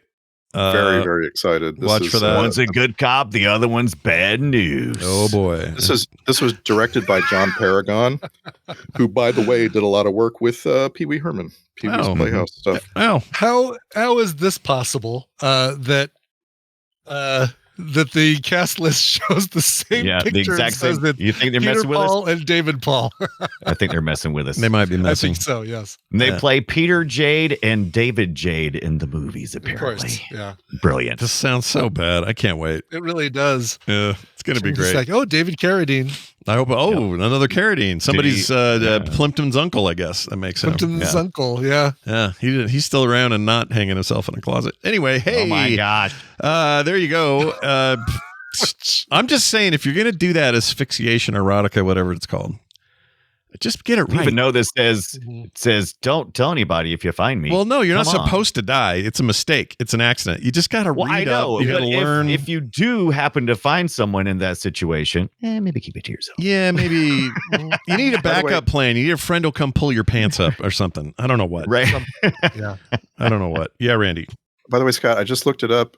David Carradine is the one who died of erotic asphyxiation. Yeah. Keith Carradine is still with us. Oh, I love. So wait, her dad's Keith then. Right. Oh, she's got the dad who's not. He's still working. He's great. We love that guy. Yeah. No, but it's funnier when you get it wrong. Her uncle, though. Keep doing that. Yeah. I'll keep getting that wrong. Well, I mean, Keith just hasn't choked himself out yet. Oh, you think the brothers are both? They were both into their into the dirty arts. You think? I wouldn't know. I don't know. I wouldn't know. I don't know what to call that thing. Yeah. Well, anyway, we'll find out next week. No, we won't. That next week's our roundtable, and we'll talk about that then. Anyway, filmsack.com is our website. You can go there anytime. So go, and it's got all the links to everything for me, for Brian, and for Randy. Your voice is kind of nice when your mouth isn't screwing it up. Thanks. We'll see you next time.